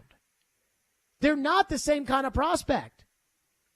Bill Polian even said this after the draft about how all those general managers, they knew that the other guys other than Kenny Pickett were not first-round talents. And remember, Bill Polian has said there is no question about Anthony Richardson being a first-round talent. Here's what Polian said last year about all the other quarterbacks that didn't go in the first round, no matter how much all of the draft gurus talked about them. And, the third round is where players who have some deficiencies, but yet still talent enough to win in the National Football League go. That's where they go. That's traditionally what we've always done. And it's what the general managers did this time around. And I give them great credit for learning the lesson of Trubisky / Baker Mayfield and not being stampeded by the noise into, we talked about this with the Carolina Panthers, into taking a quarterback who really didn't deserve to be taken high in the first round or even anywhere in the first round except Pickett. I mean, he's looking at it. Remember last year, I think Carolina was at 9, and there was all this talk of, are they going to go with Matt Corral with the 9th pick? Didn't Matt Corral go after Bailey Zappi last year in the draft? So this idea that Malik Willis and Anthony Richardson are even comparable is embarrassing. And honestly, I mean, I hate to say why I think a lot of people are comparing them, but that's all I can come up with because they're not in the same zip code. Anthony Richardson is 6'4". Anthony Richardson is a Cam Newton-like athlete. Malik's not. So stop with this. Well, we already have Malik. Not the same player. Not anywhere close. And these former general managers are telling you that. They're telling you the talent. And again, talent is not the same as the current playing ability, which we need to keep separate. The talent of Anthony Richardson is at the same level as a Patrick Mahomes or a Josh Allen. Even if Malik ends up figuring out how to read the defense, even if Malik becomes an accurate passer, even if Malik learns timing, even if Malik does all these things that he didn't do, even if he learns to not throw the ball away on 4th down, he'll never be as good as a Josh Allen or a Mahomes. And that's where the talent of Anthony Richardson leads him down that path. All these guys say, Anthony Richardson, it would have been great if Anthony Richardson had spent another year in school. And the reason why is because then they would have seen, will he take those developmental steps that he has to in order to develop? And then somebody else would do their job for him. It's why the one and done rule exists in the NBA. There were too many guys like Sebastian Telfair and Andre Blatch that were being drafted, and Kwame Brown that were being drafted in the first round of the NBA draft out of high school who weren't any good. And so for every Dwight Howard and LeBron James, there was one of these guys. And the NBA didn't want their teams investing in 18-year-olds who they didn't know anything about. So they said, you got to go to college for a year or go to the G League. And because of those rules, that's where we saw the one and done. Derrick Rose wasn't going to go to college. He would have never gone to college. Kevin Durant wouldn't have gone to college. None of those guys would have gone to college. But they wanted to see who was worth it and who wasn't. And that's how the one and done started. And that's why everybody would like for Anthony Richardson to go back to college. Because then they could see, okay, is he getting better from a mechanic standpoint? Is he improving his play? Is he seeing the field better? He didn't do it, so now you have to draft him and hope that you can teach him how to do it. David is up next here on the program. Thank you for calling. What's up, David? Hey, guys, I just going to make a little point I was thinking about. So, there's argument still with Malik Willis, and or why do we not develop him? But the thing is with Malik Willis, and the difference between him and Anthony Richardson is a couple of things. With Malik Willis, you basically used a third-round pick. You didn't give up. You didn't trade up. You didn't have to do anything. And I think when they drafted Malik Willis, most people would have said, and including myself, was like, hey, that's a good pick. We use a third-round pick. If he works out, hey, we hit a home run. If he don't work out, we really didn't lose anything. So we get the guy. He's terrible. Hey, cut ties, no big deal. But with Anthony Richardson, on the other hand, he's got all this athleticism and everything, and I know that's attractive. But if you trade up, you're going to have to give up a lot to trade up to that third pick.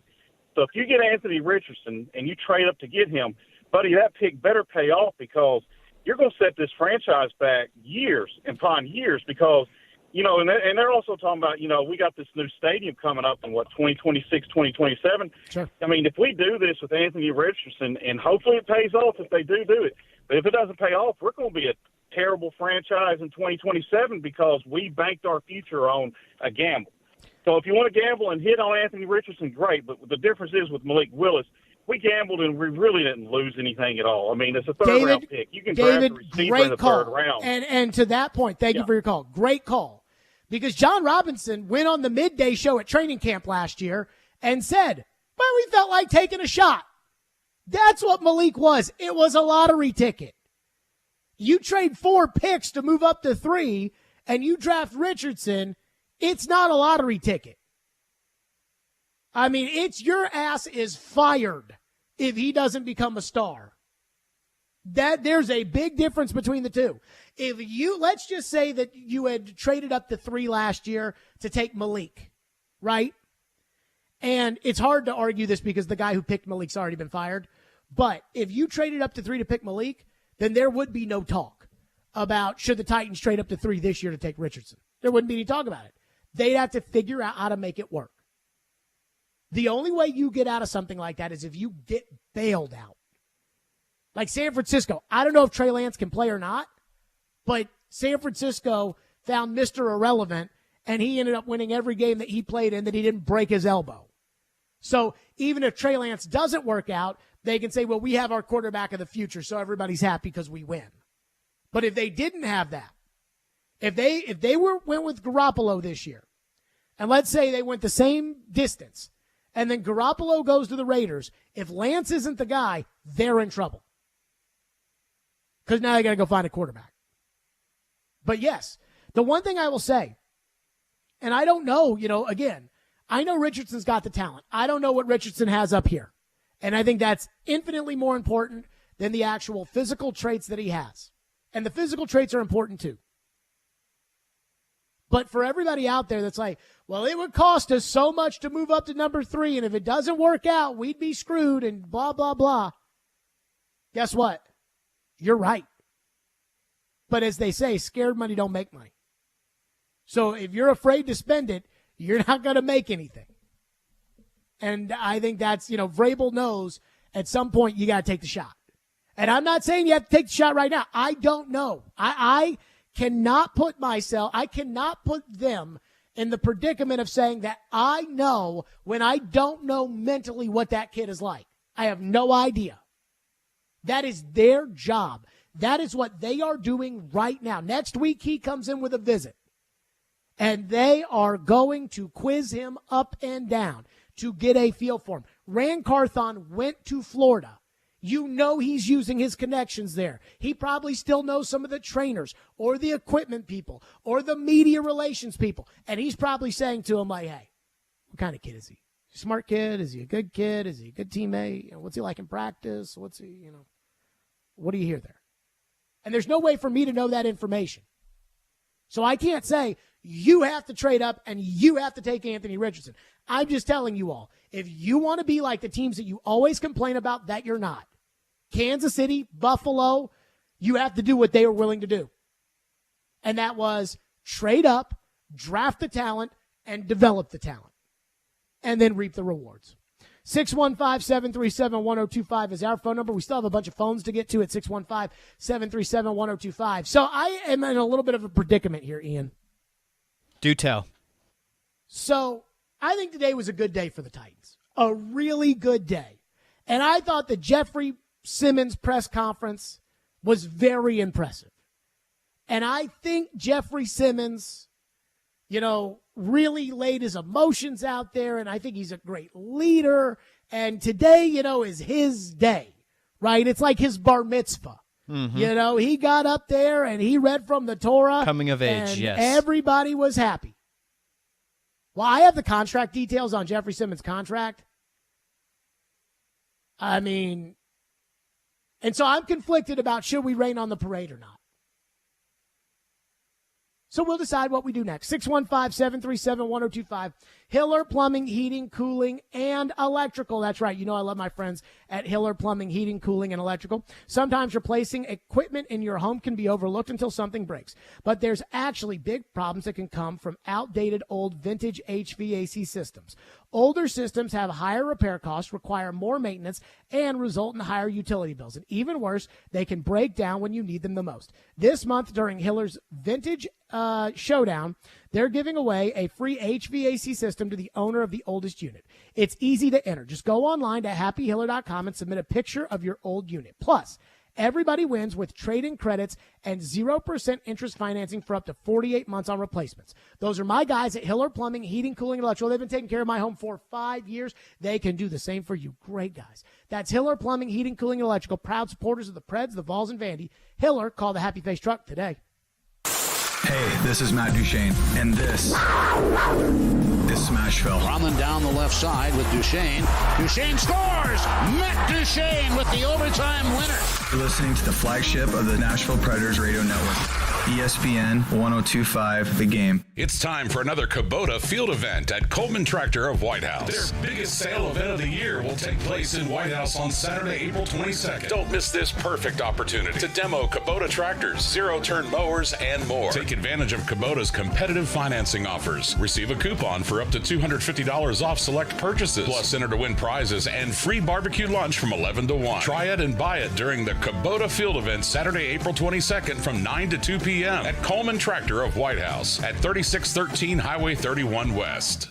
Willie Donick here for Pella Windows and Doors of Nashville. The official 2022 stats are in, and the Pella brand is rated #1 by Nashville homeowners for windows and doors. One reason, Nashville homeowners selected Pella Windows #1 for the highest quality craftsmanship. Another key stat, Pella Windows and Doors of Nashville is also rated #1 for the brand that stands behind their product. If you need new doors or windows, the choice is clear. Choose the experts at Pella Windows and Doors of Nashville. Go to PellaofNashville.com. Jasper's on West End Avenue is your neighborhood bar and restaurant. They offer a fun atmosphere with a game room, TVs, a large bar, lounge area, and patio seating. Plus, free parking. That's right, free parking on West End. Come into Jasper's today to enjoy their elevated bar fare and well-crafted cocktails, along with other weekly specials like happy hour, Monday through Friday from 4 to 6 p.m., and brunch Friday through Monday from 11 a.m. to 2 p.m. That's Jasper's on West End, Nashville's place to gather, play, eat, and drink. Avenged Sevenfold in concert. The wait is finally over. A7X. Friday, September 22nd, Bridgestone Arena. Special guest, Falling in Reverse. Tickets on sale this Friday at 10 a.m. at LiveNation.com. Avenged Sevenfold. New album out June 2nd. Buy tickets at LiveNation.com. O'Reilly. Is your vehicle no longer stopping like it used to? Don't miss spring brake deals at O'Reilly Auto Parts. Our professional parts people will help you find the brake parts and supplies you need. Now through April 25th, get 15% off when you buy a set of Brake Best Select or Import Direct brake pads and 2 rotors. Stop by O'Reilly Auto Parts today or visit O'ReillyAuto.com. O'Reilly Auto Parts.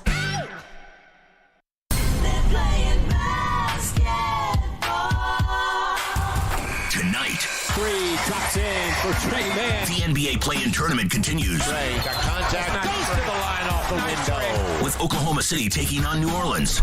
Coverage begins at 8 on 102.5 and 106.3 The Game and the Game Nashville app. Hey Nashville, this is David Poyle. You're listening to Nashville's best sports talk, 102.5 The Game. Patient been a big word, and I think that's the most stressful part about it. As you guys know, I think when you working on the deal, I think Coach Vrave and Rand could tell you, being patient is the biggest thing. That also taught me another lesson as I was going through this process. It's like, I want to know what's going on. I want to know what may happen. Not one time did I not think I won't be in Tennessee. I won't be playing in Tennessee, but it was all about when would everything get done, because I was ready for all the noise to, clear out. I think a lot of questions about, me, my Instagram and this and that. I think the main thing was me blocking out the noise because I wanted to focus on getting healthy, training, and stuff in that nature, and not, worrying about social media and what everyone's saying on social media. So there you go. That's Jeffrey Simmons today. He signed his contract, and I got to tell you, I thought it was getting a little juicy. He was supposed to talk at noon today, and he didn't talk until 12:35 or something like that. And TD, while everybody was waiting, tweeted out that he was signing the contract. And I was like, ooh, this could be juicy. He hasn't actually signed it. So, what if there's something in there that, maybe he was told this and then it was really that and, whatever. But then Simmons came out there and they had the press conference and Carthon talked and Vrabel talked and then Simmons got up there and talked. And I felt like today was like Jeffrey Simmons' graduation. When a really, really good player on your team signs a contract, it's like a graduation. When I graduated from high school, everybody congratulated me, but it wasn't as if I felt like it was any unbelievable accomplishment because I had expected that I would graduate from high school. And when you draft Jeffrey Simmons in the first round and he becomes the player that you expect him to be, we should expect the Titans to give him a contract, and we should expect him to get the big money.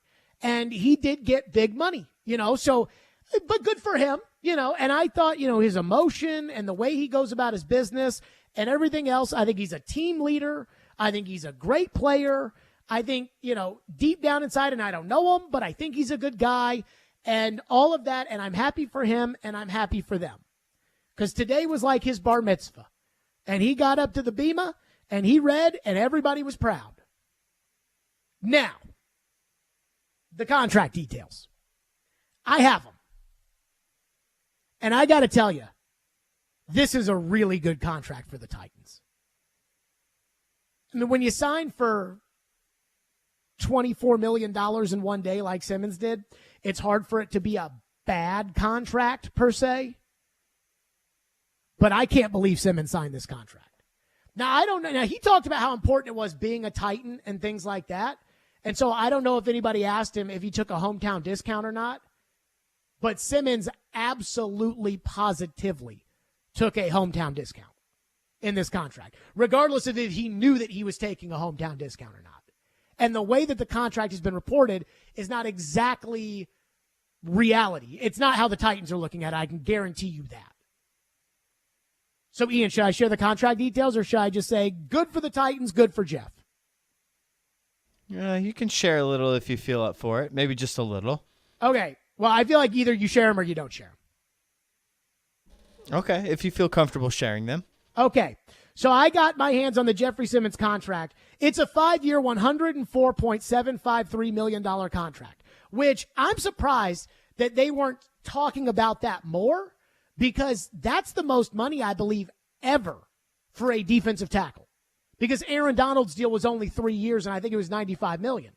So the total raw value of the contract, Chris Jones was 4 years at 80. So I believe 5 years at 104.753 is the most money ever, just raw money ever for a defensive tackle in the history of the NFL. Now, the full guaranteed at signing. This is fully guaranteed. Simmons gets this money no matter what. Is $47.83 million.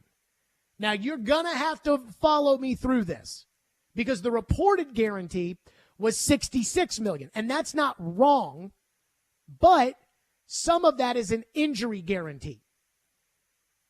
The Titans have essentially guaranteed Jeffrey Simmons 2 years. And then year 3, the Titans have guaranteed him $6 million.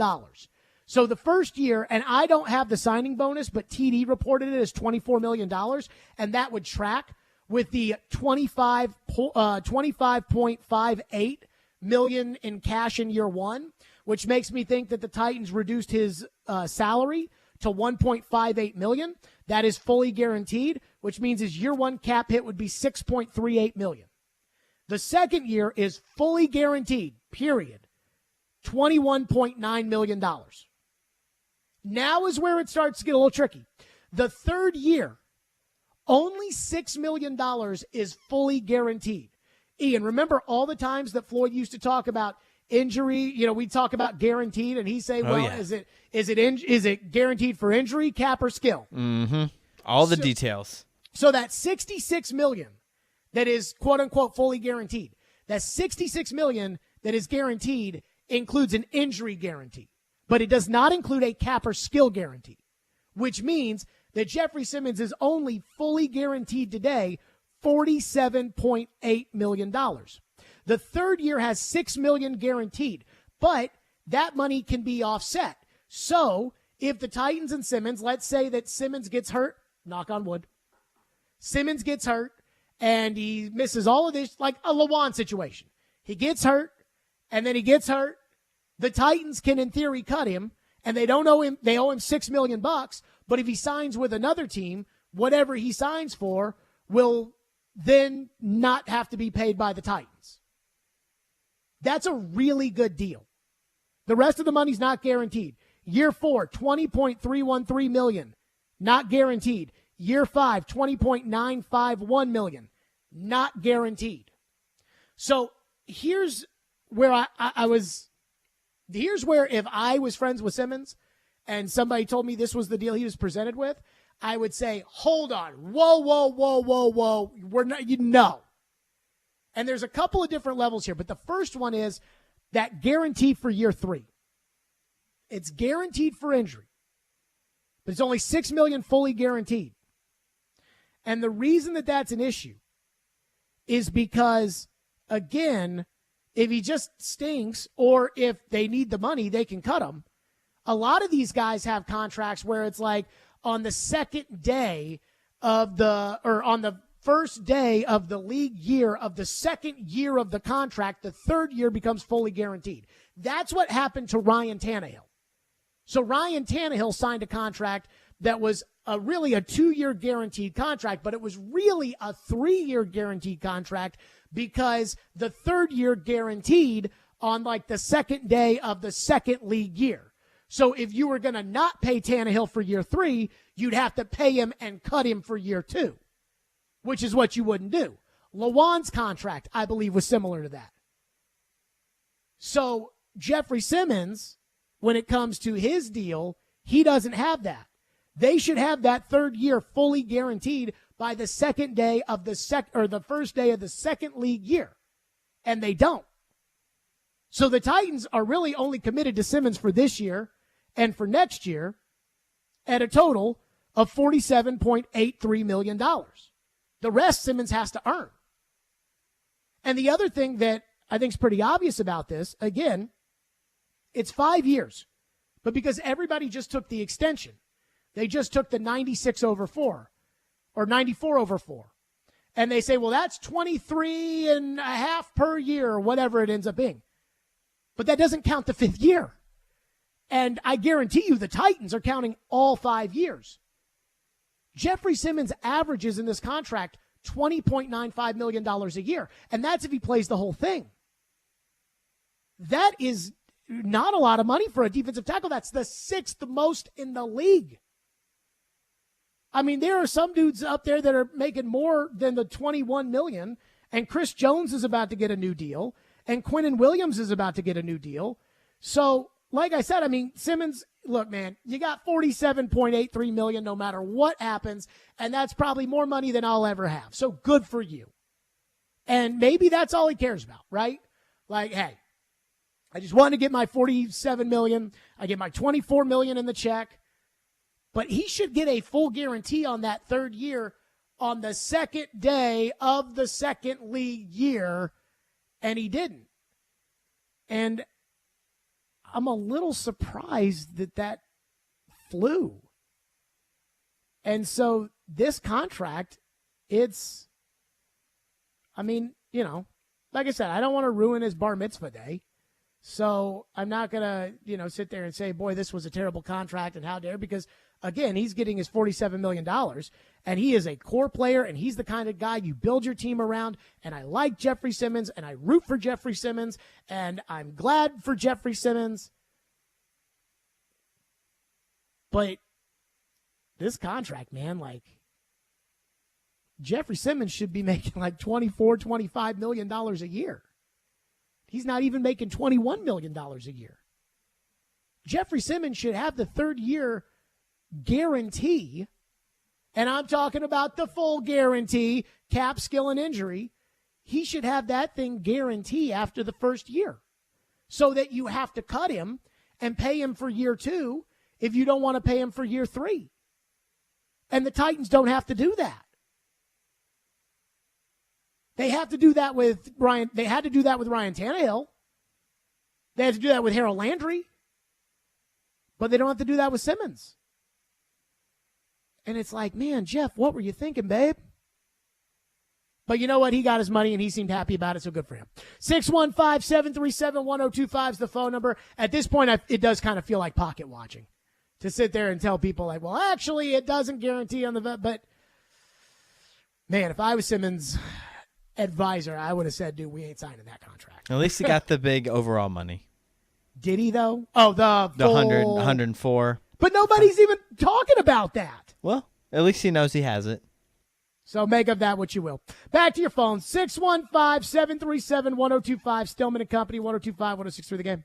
Every Wednesday at 8:30. Join Robby and Rex Road for The Choice is Yours. 2 sports questions, 2 non-sports questions. They'll answer a couple of questions about life and sports. The Choice is Yours is built by Jarrett Companies. You have a choice. So when you have a need for site and utility work, fire protection, concrete and asphalt services, the choice is simple. It's Jarrett Companies. For more, visit JarrettCompaniesInc.com. The Choice is Yours. Wednesdays at 8:30 on 102.5 and 106.3 The Game and the Game Nashville app. Over the years, more men have started to seek help for hormonal deficiencies and imbalances. And Dr. Jeffrey Lodge and wife Daphne, along with their experienced staff, give men the treatment required to improve your quality of life, improve your immune system, energy level, cognitive function, and more. There's no better time to achieve a healthy lifestyle. What are you waiting for? Give Cool Springs MD a call today for an appointment at 615-486-3458 or visit our website at coolspringsmd.com. You want a mower that delivers a quality cut and an exceptional ride. You need the Kubota Z200 series with the new K-Ride comfort system, designed to give you everything you need to glide your way to a perfectly manicured lawn. Visit your local Kubota dealer today. Visit Coleman Tractor Company, your local Kubota dealer in Clarksville, Nashville, Paris, and White House. Cards issued by Sutton Bank and Celtic Bank, members of FDIC. Terms and conditions apply. What if you could do business without busy work? With Ramp, you can. Ramp is the future of finance with smart automation, corporate cards, and spend management. Just imagine, no more expense reports or shuffling wrinkled receipts. No more slogging through invoices or getting surprised by unexpected charges. Just your business's big idea with smart spend controls, automation that crushes busy work, and real-time insights so you can make it happen. In other words, Ramp completely reimagined finance to make it work for your business. Get set up, issue corporate cards, and start making payments in less than 15 minutes. See how Ramp does finance. Join today and get $250 just for signing up. Just go to ramp.com/offer. That's ramp.com/offer to get $250 for signing up. That's ramp.com/offer. This is Jim Mitchell at Mr. Transmission in Madison. Many of you care about a cure for cystic fibrosis. I care a lot and support the Saturday, May 6th golf tournament at Hendersonville's beautiful Country Hill Golf Course. It's the CureForOurFriends.org 9th annual golf tournament for cystic fibrosis. Tee off at 7:30 a.m. and 1 p.m. on May the 6th. Lots of prizes and sports stars, lunch and dinner provided for each tee time. Sign up at CureForOurFriends.org. That's CureForOurFriends.org. Bon appetit. Take some Titans. Derrick Henry. Some Preds. Roman Yossi. Even some hoops. Bright fires. Wow. Put it in a blender. And what do you have? Chase and Michelle. Pretty incredible. Call or text and weigh in. The fastest 2 hours in sports radio. Weekday mornings at 9 on 102.5 and 106.3 The Game. And the Game Nashville app. Strong opinions and a strong personality on your drive home.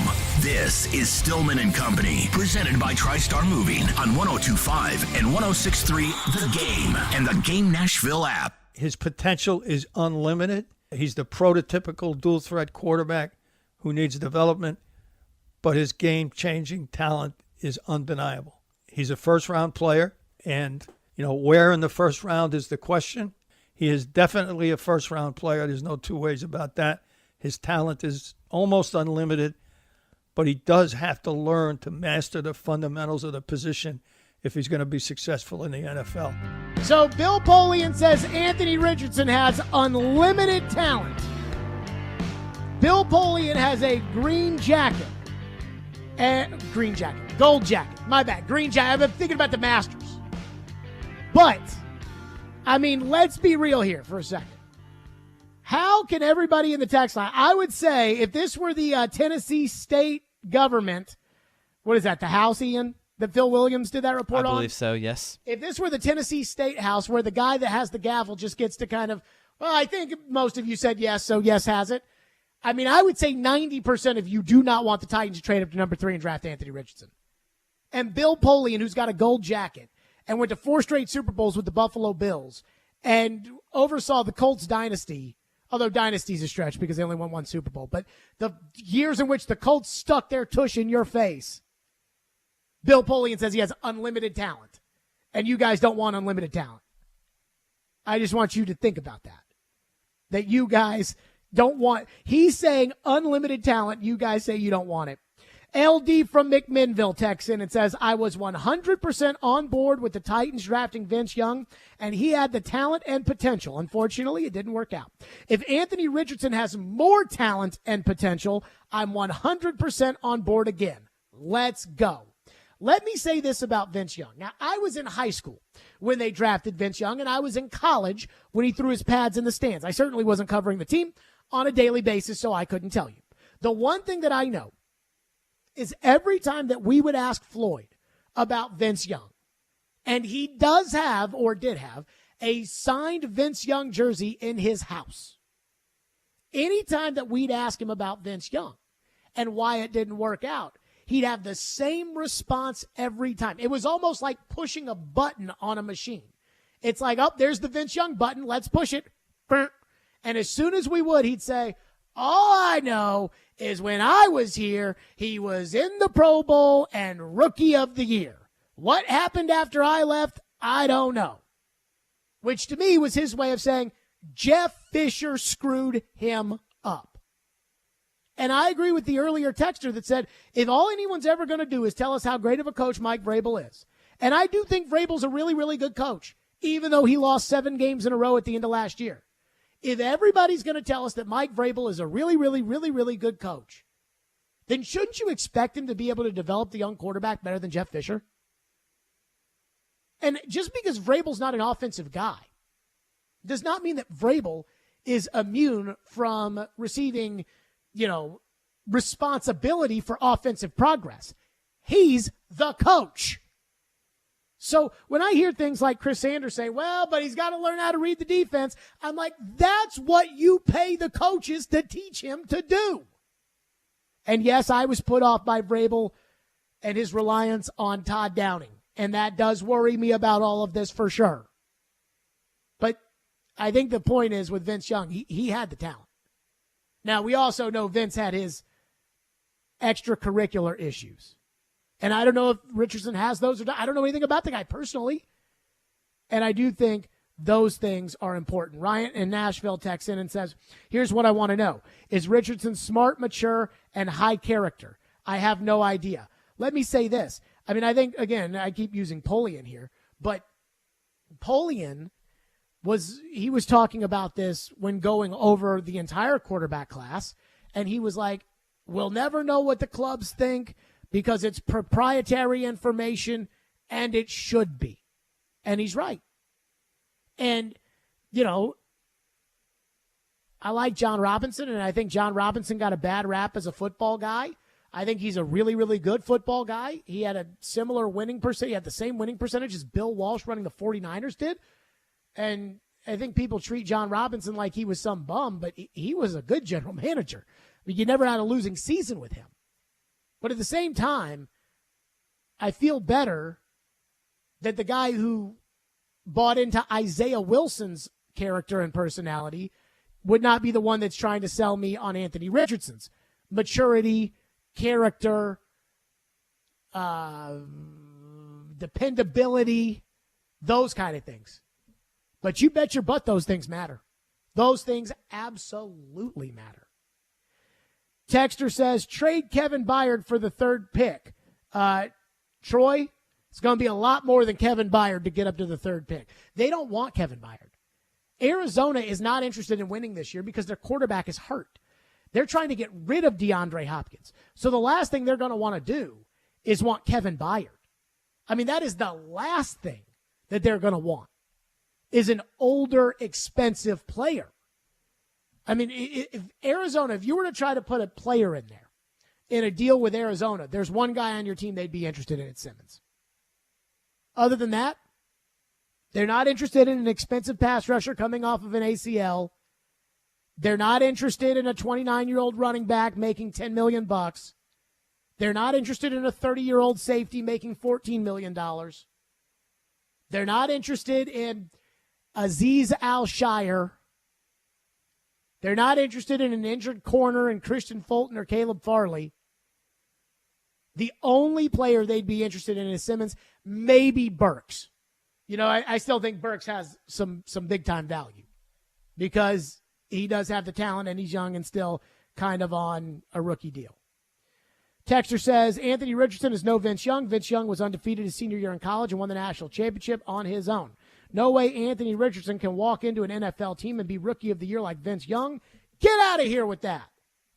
I mean, again, there's no direct comparison. And I talked about this yesterday. And I said, we have to stop living in these absolutes. I mean, the fact that Anthony Richardson was not very good in terms of his accuracy and completion percentage, that is alarming now. And I know Josh Allen was 55% or whatever at Wyoming. But again, the absolute does not mean that he's Josh Allen. It does not mean that he's Mahomes. But there is nobody that's going to have the exact same path that he had. Even Joe Burrow, who was the Heisman Trophy winner and the national champion and everything else, there were questions about why didn't he beat out Dwayne Haskins at Ohio State? So there's never not a, well, hold on, let's think about this. Jalen Hurts got benched in college. So not everybody has a perfect road. 615-737-1025 is the phone number, 615-737-1025. Speaking of Richardson, there is one very important thing that I want to get to, which is everybody talks about the bust potential. But you have to remember what's on the other side of the bust potential. We'll get to that coming up next. Stillman and Company right here on 102.5, 106.3 The Game. Let me tell all the fine folks out there, very excited that we have a lot of great things to tell you about on the program. Hey, be sure to join 102.5 The Game for the second annual Music City Celebrity Golf Tournament benefiting Souls for Souls on June 7th at Hermitage Golf Course. Put your team together and come play with athletes, musicians, and other local celebrities to support a great cause and have loads of fun. Plus, you'll have the chance to win awesome prizes. Sign up to play, sponsor, or donate at thegamenashville.com/golf.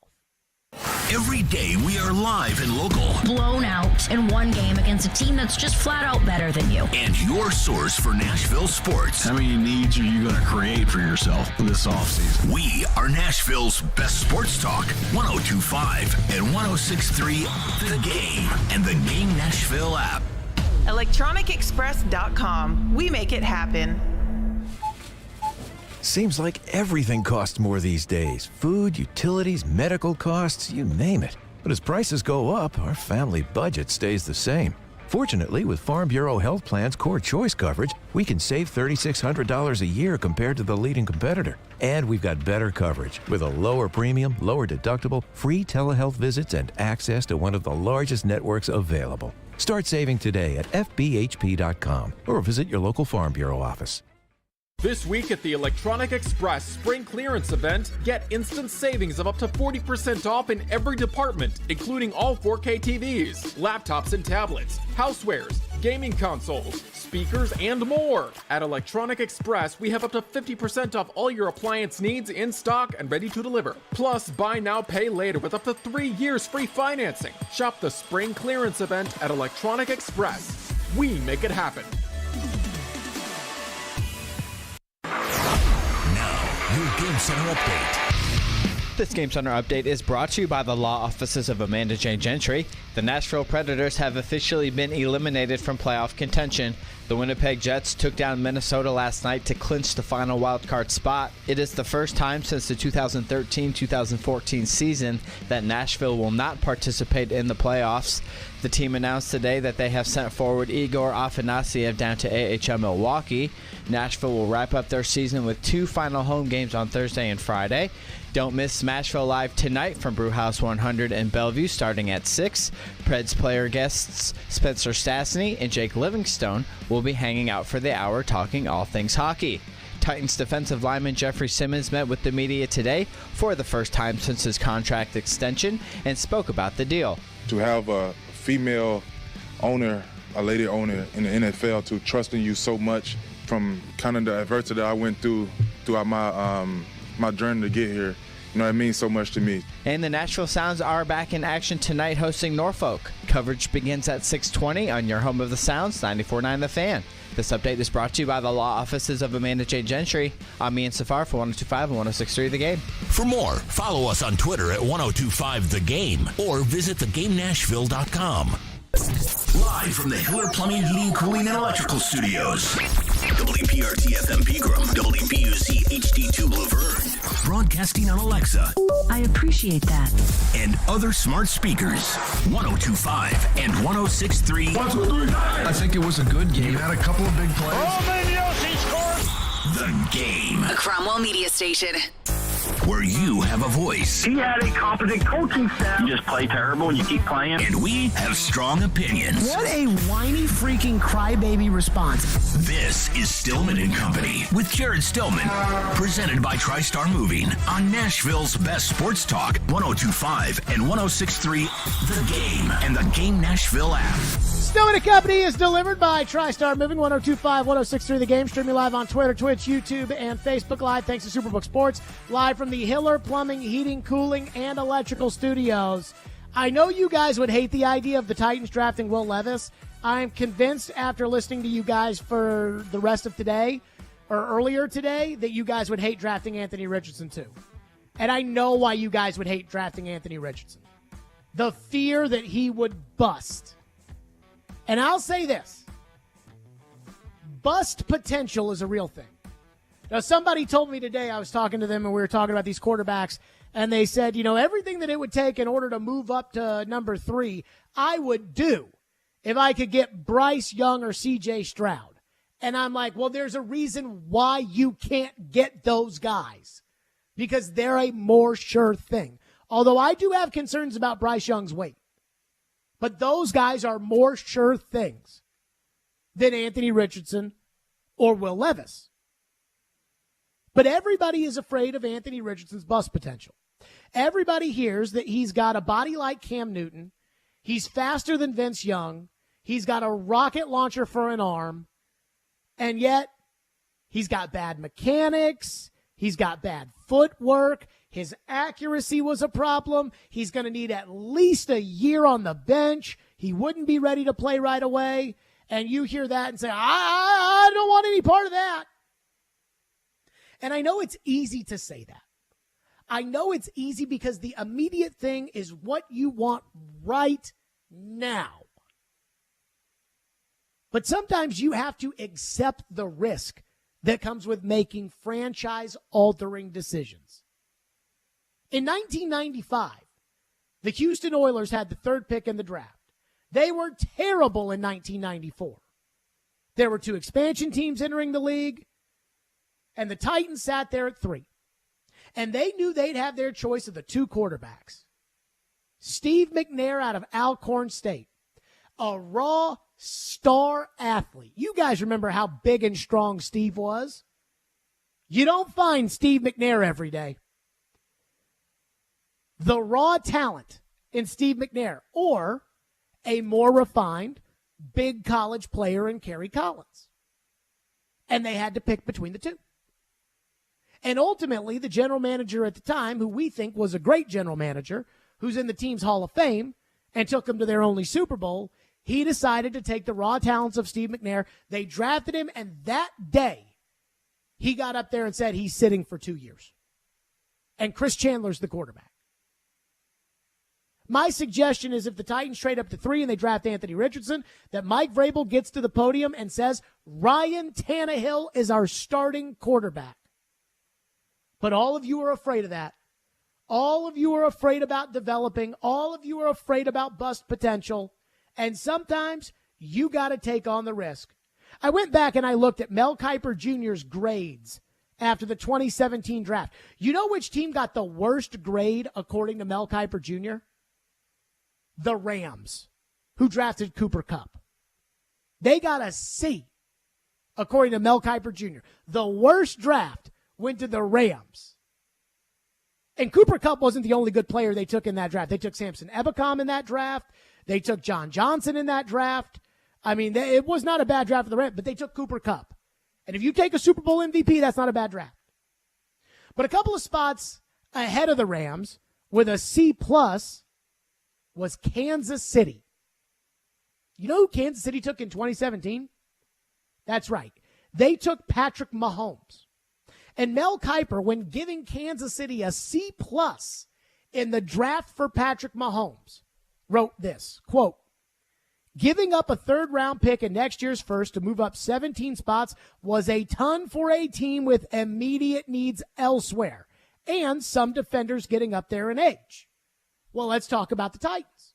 If you were to move up and you were to trade next year's first and this year's second and next year's third to move up from 11 to 3 and you were to take Anthony Richardson, would we not say that is a lot to give up in order to move all the way up and take Anthony Richardson, and you've got needs elsewhere, just like Mel wrote Kansas City had at the time. And you do have defensive players getting up there in age. Autry, Byard, Landry.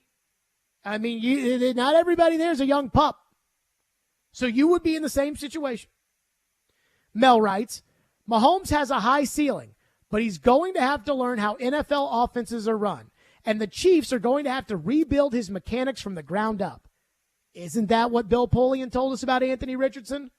That he's got footwork and accuracy disease? What does that mean?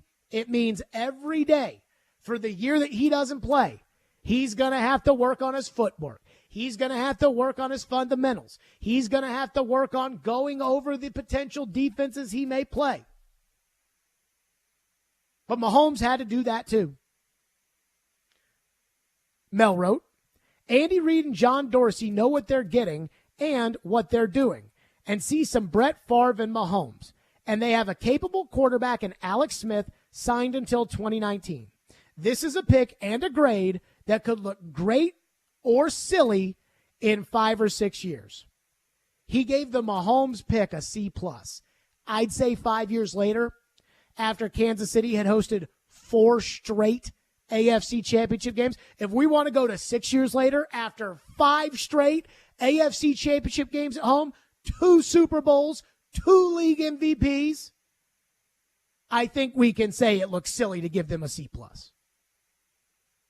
The truth is, if you want that kind of player, and you're not sitting with the number 1 overall pick in the draft, the year that a John Elway's on the board, the year that a Joe Burrow's on the board, the year that an Andrew Luck's on the board, or a Trevor Lawrence is on the board, if you're not sitting at number 1, the only way you have a chance is to identify the raw talent of somebody that you can't coach and then hope that your coaches and your coordinators and your quarterback coach can get the best out of that player.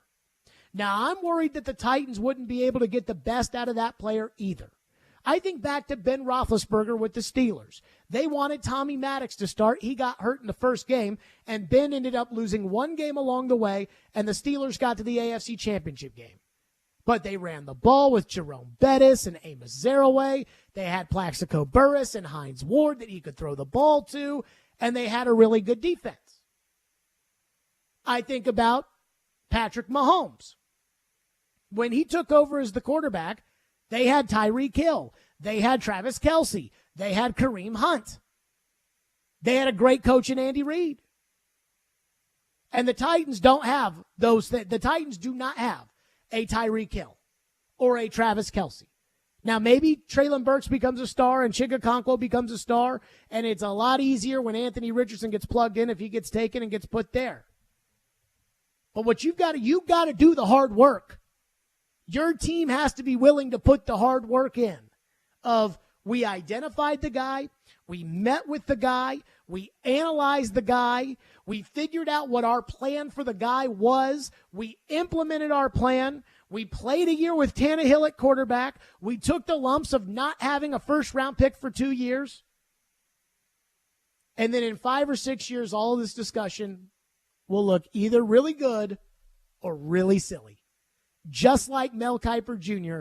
said his C-plus grade for the 2017 Chiefs draft that ended up with a surefire first-ballot gold jacket Hall of Famer. So don't be afraid of that bust potential. Because if Andy Reid was afraid of the bust potential, they wouldn't have traded up 17 spots to take Patrick Mahomes. Because if Brandon Beane and Sean McDermott were worried about getting fired in Buffalo after the first year that they made the playoffs for the first time in 17 years, it was Wade Phillips and the Music City Miracle with Rob Johnson and Doug Flutie, and then it was 2017. That is a long time in between making the playoffs. And they tore it down with Tyrod Taylor, and they decided we're going to draft Josh Allen and develop him. And they were 6-10 the next year. So if you want to be like those guys, and that's all I hear is we can't win in the AFC with Tannehill. If you want to be like those guys, you have to be willing to put the work in. Now, I can't tell you if Richardson is that guy, or if Levis is that guy, or if Hooker is that guy, or I can't tell you any of that because I don't know those kids personally. I don't know. Was Kentucky really that crappy last year? And Will Levis, I forget who it was, I think it was Rick Spielman, said that in one game he threw 3 interceptions. One ball went off a receiver's hand. Another, the receiver wasn't looking. And the other one was tipped in the air, something like that. So that's your job. That's why Rand Carthon and Vrabel get paid all that money, is to be able to try to identify that. But you can't get the Mahomes and you can't get the Allens if you aren't willing to put in the work. It's not easy. Just ask Bill Polian about Jim Kelly, who decided to go to the USFL because he never wanted to be in Buffalo. He said, I'm not going to Buffalo. And he went to Houston for 2 years. And they had to recruit him, or else he would have become a free agent and able to sign with any team in the league. It's not easy to get the generational talents. Sometimes you get lucky. The Miami Dolphins picked Dan Marino with the 27th pick, and I don't know what those other teams were thinking. But ultimately, if you want to be like the guys you are jealous of, you're going to have to do what they did.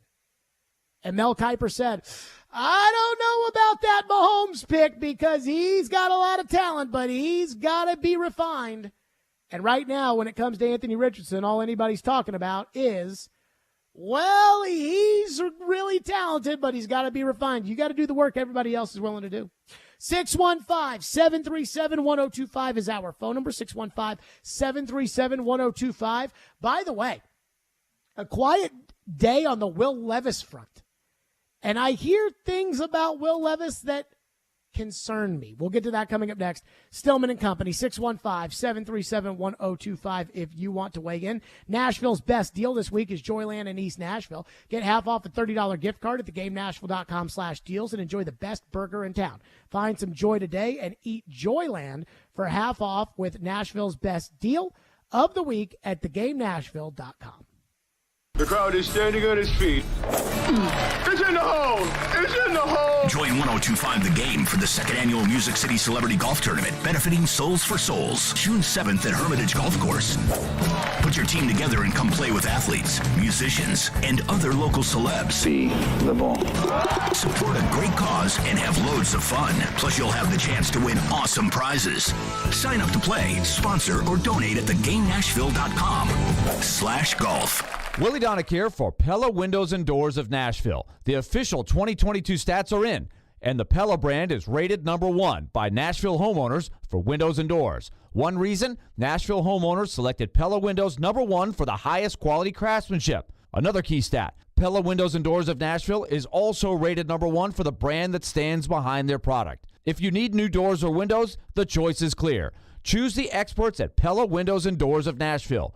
Go to PellaofNashville.com. Genesis Diamond's spectacular spring store-wide sale is coming. April 21st, 22nd, and 23rd. 3 incredible days of store-wide savings. Up to 35% off engagement rings, earrings, bracelets, wedding bands, plus special financing. Even Genesis GIA-certified diamonds are marked down. Lab-grown diamonds, too. Plus, top jewelry designers are flying in with all new amazing designs. You can't miss this annual event. Save up to $10,000 on some items. It's April 21st, 22nd, and 23rd only. And only at Genesis Diamonds and luxury pre-owned Rolexes. Green Hills and Cool Springs. See store for details. If you're hiring, it can feel like you're trying to find a needle in a haystack. You can hope the right person comes along, or you can just use ZipRecruiter. And now you can try it for free at ZipRecruiter.com/radio. In fact, ZipRecruiter has helped a lot of business owners find their needle in a haystack, like Marco, president of operations at Telly Tires and Auto Centers. Because Telly Tires has grown a lot in the last few years, Marco needed to hire everyone from a receptionist to a store manager to a head mechanic. ZipRecruiter helps me find all the right people, even the most difficult jobs to fill. ZipRecruiter helps me keep my business running. Take it from Marco and millions of other businesses who've used ZipRecruiter. ZipRecruiter can help you find the needle in the haystack. See why 4 out of 5 employers who post a job on ZipRecruiter get a quality candidate within the first day. And right now, you can try ZipRecruiter for free. That's right, free at ZipRecruiter.com/radio. That's ZipRecruiter.com/RADIO. ZipRecruiter.com/radio. ZipRecruiter, the smartest way to hire. What if you could be credit card debt-free in 10 days and save as much as $1,000 a month? Loan Pronto's all-new Express Equity Line of Credit program is just what you need. Willie Donick here. You don't have to do a full home refi. You can tap a small portion of the equity you have and enjoy a super low monthly payment. With Loan Pronto's Express Equity Credit Line, you can close in 7 to 10 days, and a $50,000 loan would only cost you around $400 a month. Use that money to pay off high-interest credit cards or do a home improvement. You can access up to 90% of your home's equity, and 9 out of 10 homeowners won't even need an appraisal. Even if you did a total refi recently or just bought your home, you can tap the equity with this fast, easy program. Stop the madness and say no to 24% interest fees. Call Loan Pronto today. 615-499-5780. That's 615-499-5780 or go to loanpronto.com. Equal housing lender, NMLS 166-1781, subject to lender approval. Want to weigh in on the conversation? It's a brain booster. Slide into our DMs. Or just text or call at 615-737-1025. Our phone line is driven by WilsonCountyHyundai.com. You're listening to Stillman and Company, presented by TriStar Moving on 102.5 and 106.3 The Game and the Game Nashville app. The Titans trading up to 3rd overall and taking Anthony Richardson. According to you, Mel, why is Richardson the guy for Tennessee and isn't the guy, fourth you have going 4th overall? Why isn't Will Levis? Just a feeling from people that, Will, I'm a big Will Levis guy. You know that, Max. But there's a lot of mixed opinion on Will. People are factoring in, I think, too heavily 2022. But that's a story for another day. You think about Anthony Richardson for Tennessee with the dual threat he brings. Tremendous runner immediately when he steps on the field. The passing, he has the arm. He's got all the raw talent. He just needs to be more precise, more accurate, mechanically work on some things. He has the work ethic to put in the time like Josh Allen did. And in Tennessee, Max, they have Ryan Tannehill. Ryan Tannehill's there. They need a quarterback already in place because Anthony Richardson can't be expected to be the guy as a rookie. So I think that's a team that moving up from 11 to 3, they get the quarterback that they can develop behind Ryan Tannehill for more so 2024. You know what's funny is Mel Kiper, I've noticed this. And I like Mel and Todd and all those guys. But what they do, it's one of the things they do is it's fabulous. It's, okay, Mel, why Richardson over Levis in your mock draft? And he starts talking there at the end about all the things the Titans need to do. What does Mel Kiper Jr. know about the Titans? I mean, I don't want to sound like Bill Tobin, but who the hell is Mel Kiper to be talking about what the Titans need to do? Who's the better quarterback, Mel? And I'll say this, and I think you can tell from that cut, Mel thinks Levis is better than Richardson. I believe Mel thinks, that's me, I think Mel thinks that Levis is better than Richardson. Remember, he compared him to Troy Aikman and Matthew Stafford. And when he was asked there by Max Kellerman why Richardson over Levis, it's, well, just talking to people I've talked to around the lake. Now, here was Rick Spielman on CBS Sports, and this is him on his podcast, his show, the former general manager of the Vikings, and he hates Will Levis. Remember last week, Ian, we played the cut about Kenny Pickett or Will Levis? Yep. And it kind of felt like Floyd talking about Mariota or Joe Flacco, and it was like, do you hate Mariota now? Didn't want to quite say it, but yeah.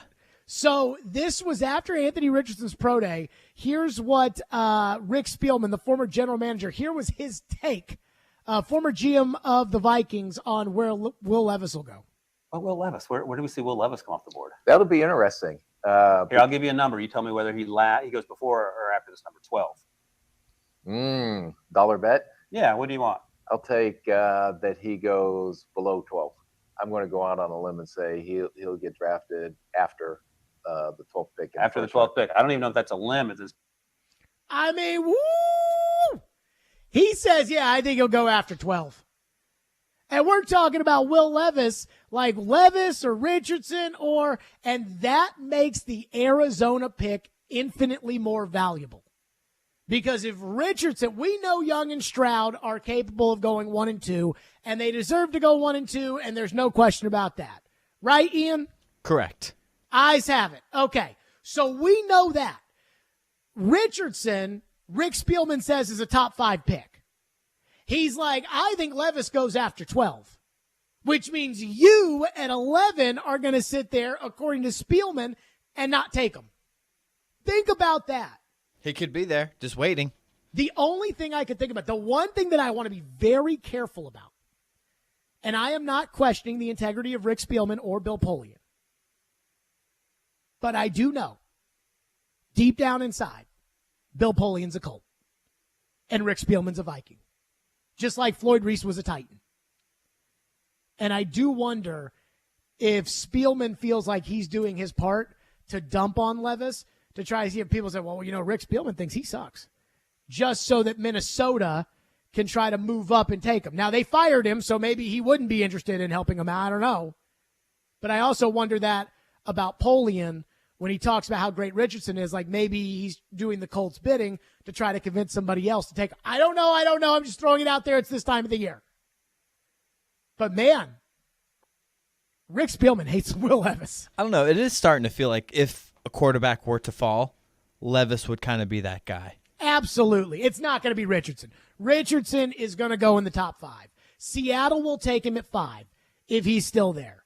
I mean, I believe that Arizona is trying to get Indianapolis to trade to 3 to take that pick, and that everything else is all posturing around it, and the Titans keep getting mentioned because the Titans are the boogeyman. Hey, you don't want the Titans to get Anthony Richardson, do you, Indy? And then that way Arizona can take Will Anderson. But if the Titans do think Anthony Richardson is all that, then I could see them moving up because not only do they know they need a quarterback and that he's got the talent and he could sit on the bench for a year behind Tannehill, but also you don't want Indianapolis to get him. So it's just something to keep in mind. Phone lines driven by WilsonCountyHyundai.com. Texter says, are you convinced the Titans can develop Anthony Richardson? Joe Burrow had Zach Taylor. Josh Allen had Brian Dable. Mahomes had Andy Reid. The Titans have Vrabel. Sounds like Mac Jones all over again. I am not convinced or have seen proof that Tim Kelly is the guy, but I could be wrong. That comes from Nate.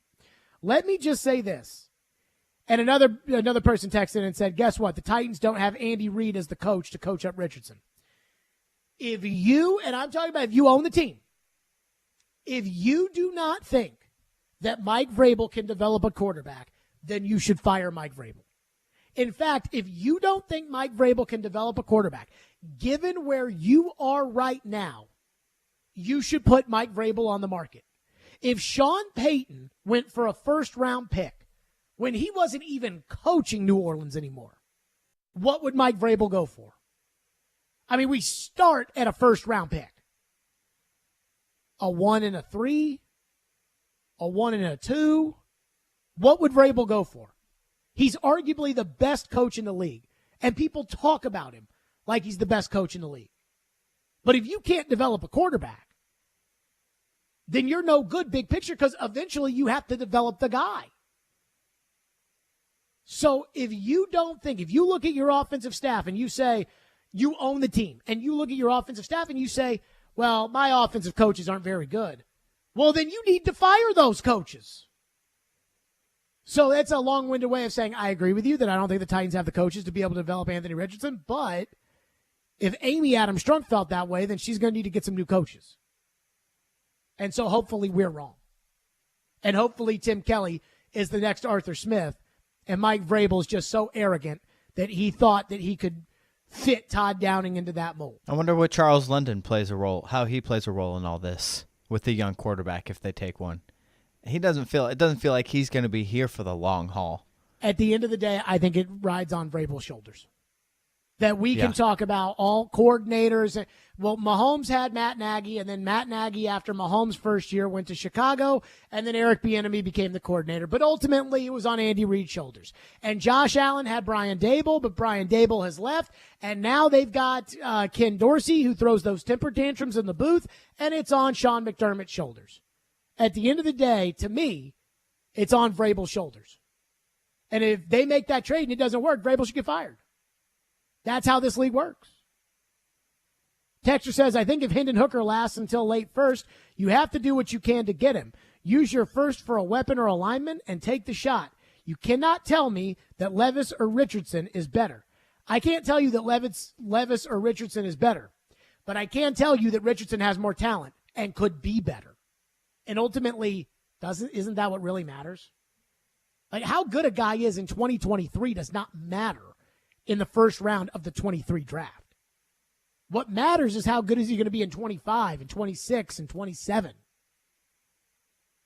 I mean, I can go on and on and on about guys that, probably were better as rookies than other guys. RG3 was Rookie of the Year. And that pick was a bust. Vince Young was Rookie of the Year. And that pick was a bust. I mean, think about this. RG3 went second. RG3 was Rookie of the Year. And RG3 was better at the beginning than Tannehill. Well, RG3's been on TV for 3 years, and Ryan Tannehill's still making $30 million. So, ultimately, what matters long-term is, when you're picking quarterbacks, it's not a 1 or 2 year thing. It's a 10-year thing. So I don't worry about that. Deshaun Watson was better than Patrick Mahomes at the beginning because Deshaun played as a rookie. But then when Mahomes got in there in year 2, Mahomes was league MVP. 615-737-1025. Lamar was better than Josh Allen. But then when Josh Allen developed, Josh Allen is a Super Bowl caliber quarterback. And Lamar, it's like, well, Lamar, is he really all that good? Who knows? Jason Fitz joins us next, ESPN Radio. I'm sure Fitz will be very excited to come on this program and get to talk about football because, right now at ESPN, it's got to be basketball, basketball, basketball, basketball. So Fitz will join us. We'll get his thoughts on this draft. We'll get his thoughts on the Titans. We'll go back to his feeling about how he knew Lamar was going to get a contract. We'll get to that coming up next. 615-737-1025 here on the program. Preds fans, do not miss tonight's Smashville Live at Brewhouse 100 in Bellevue. Starting at 6 o'clock, you can see your Preds star players up close and personal. Plus, Get autographs and pictures. The special guests tonight are Spencer Stastny and Jake Livingstone. Smashville Live brought to you by Spring Hill Heating and Cooling, Little Harpeth Beer, Superbook Sports, and Dulce Vita Tequila, pure and simple. The NFL offseason is in full swing, but you'll never miss any of the big news. Thanks to Yahoo's Charles Robinson. They know that there's a chance that they're going to have to deal this guy. He's one of the best insiders there is. All of a sudden, he becomes a functional player who we thought was just trash. Join Charles Robinson every Thursday morning at 8 on Robby and Rex Road, presented by the NFL Alumni Association on 102.5 and 106.3 The Game and the Game Nashville app. Predators fans, Brewhouse South in Cool Springs and Brewhouse Highway 100 in Bellevue is your home for hockey action all season. They are Predators approved. All games are on, and they're even gonna give you the sound. Get awesome game day drink specials. When you think hockey, think Brewhouse South on Galleria Boulevard in Cool Springs or Brewhouse Highway 100 in Bellevue. Go Preds!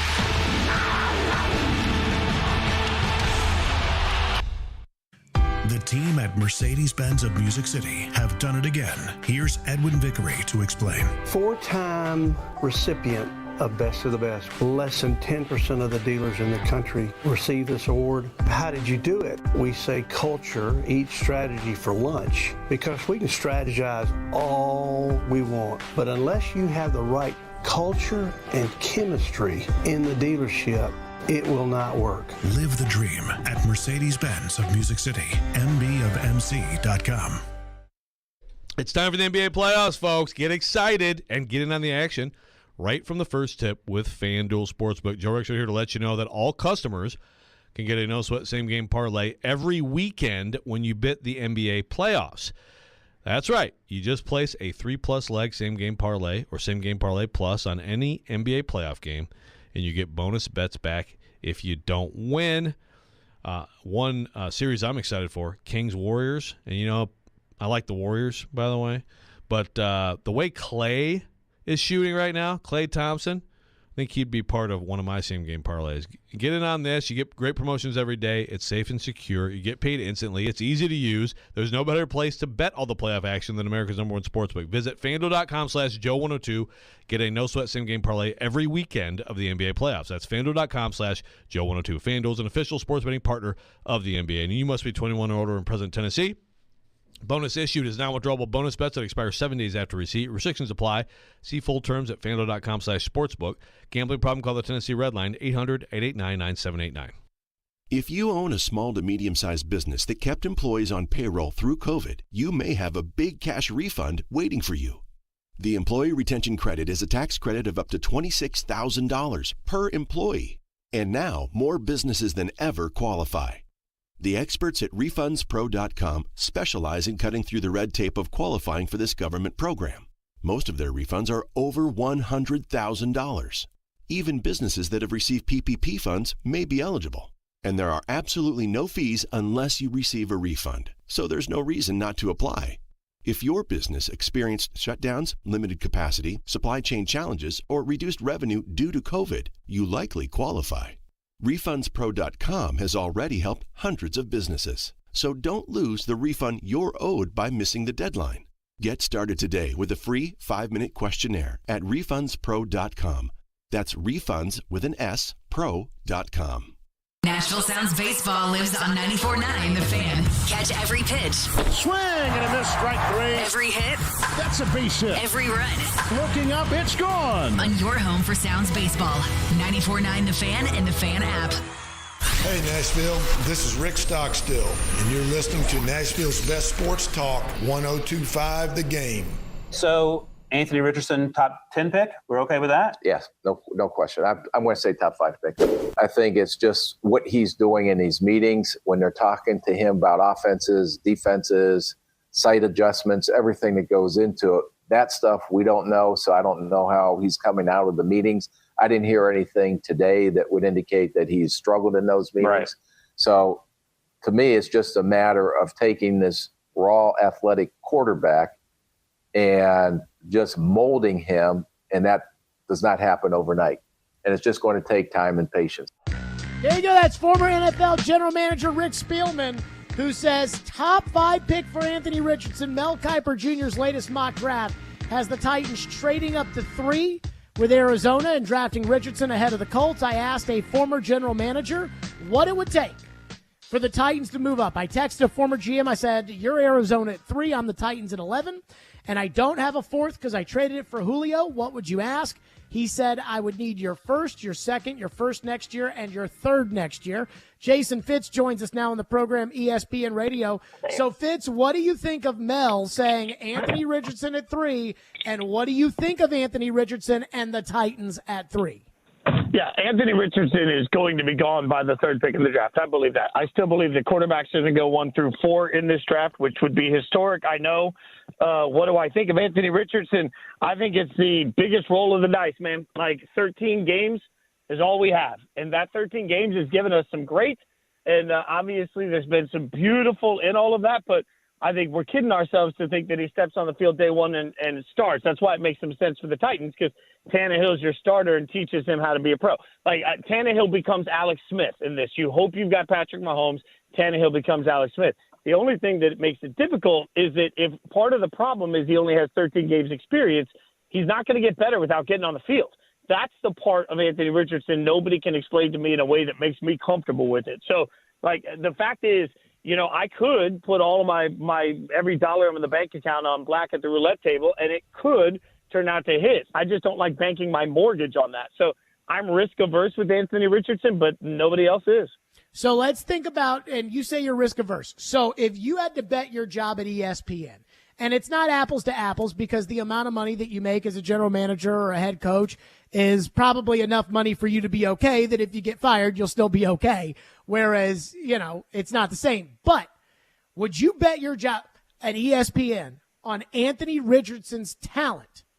Or would you play it safe knowing that the likelihood of competing with a Mahomes or an Allen or a Burrow is not going to be likely if you're not willing to take the risk and develop the talent? Yeah, I'm not taking the risk. I wouldn't risk my job on it. I wouldn't sit there and look at my family and be like, we may or may not pay the bills. But I'll tell you why. I think part of it is because if you look at most teams that are in that position, you ask yourself, can I get somebody that can help me build a better foundation for that quarterback to come into? I still think that that's a part of this. So realistically, anybody can pay a king's ransom any year to move up for a quarterback. You just got to be willing to pay the price. If it's going to be a king's ransom for Anthony Richardson, I don't know that this year, like, look at me as a Raiders fan. I have no idea what the Raiders are really going to do at quarterback. It's not Jimmy G long term.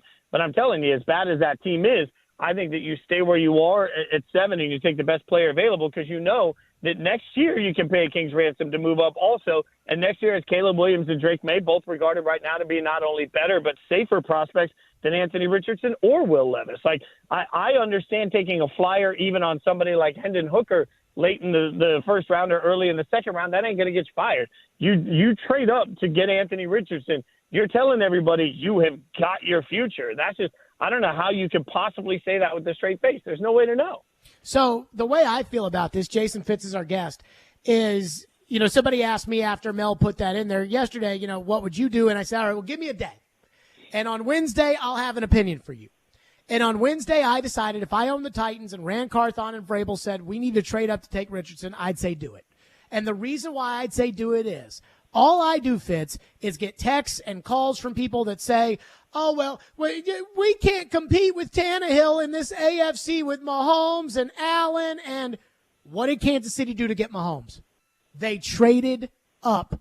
They traded a first-round pick, they traded another first-round pick, and they traded a third-round pick, and they sat him on the bench. What did Buffalo do? They made the playoffs. They traded their left tackle, a first-round pick, and 2 second-round picks to move up twice to be able to take Josh Allen, and they went from a playoff team to a 6-10 team because they knew they weren't going to be good with Josh Allen. My thing is, you want to be like those guys. You want to have those guys. You're going to have to be willing to do what they did to get the quarterbacks that they have.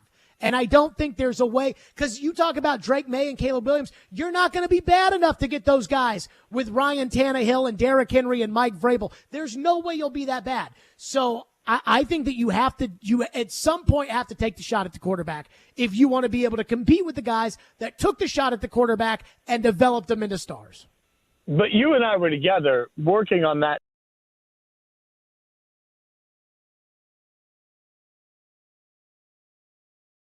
How has he not been drafted yet? Like, that was a real conversation, right? Yeah, Mahomes, yeah. No, like, that was. I didn't see the way that I didn't know anything about Mahomes.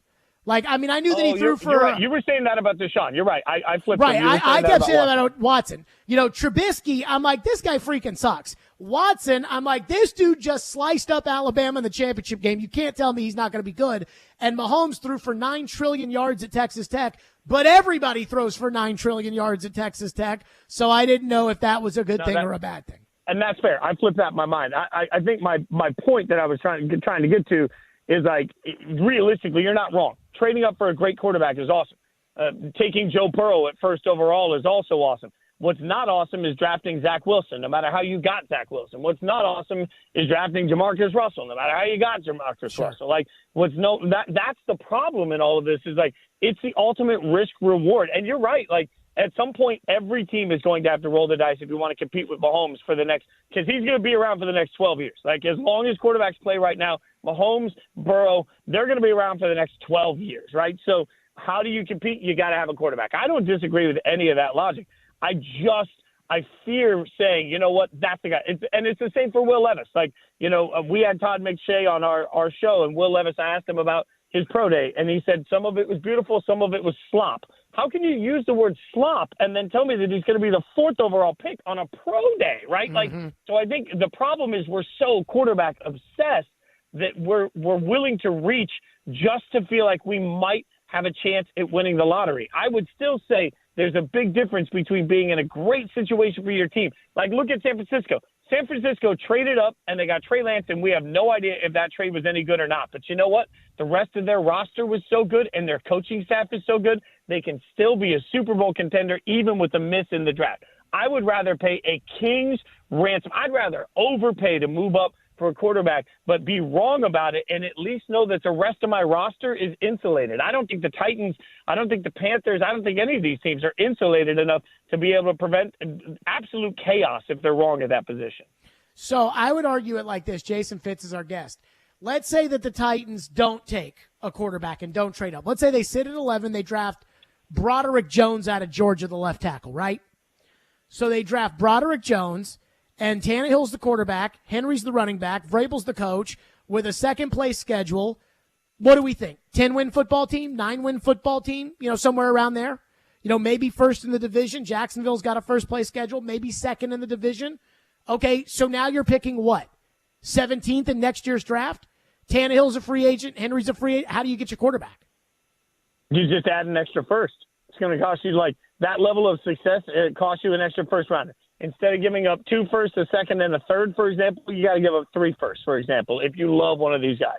That's the way you move up. Like, no, when is the last time we saw somebody not be able to move up? I mean, I guess the logic is, maybe you got lucky moving up to the first overall pick this year because, the rare moment that Chicago doesn't need a first overall pick and they're picking at the top of the draft. I don't know that you can't overpay to move up in any year. From 17, you can move up to 1 if you're willing to overpay. Do it. You can't. A year that Trevor Lawrence sits there, you can't trade for that pick.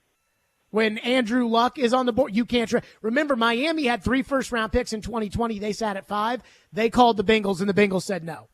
Like, if that guy's there, and that's why everybody talks about, Drake May and Caleb Williams, and I don't watch college football like you guys do and know it like you guys do. Like, I watch the SEC, but, I'm not going to sit there and tell you that I watch a lot of North Carolina football. But to my opinion is, if those guys are that good, like if Caleb Williams is that good, whoever gets that pick is not trading it. And if Chicago, again, if Caleb Williams is that good, if Chicago had got that pick, they would not have traded it. They would have traded Justin Fields. Fair point. I mean, and by the way, I think that Caleb Williams and Drake May, if they were in this year's draft, would be the 1 and 2 prospects over either of these guys. So I don't disagree with that concept. But, the other side of it is if you're trading everything up for a quarterback that started 13 games that might end up being absolutely incredible because of some of his highlights, might actually not be all that great. We don't really know.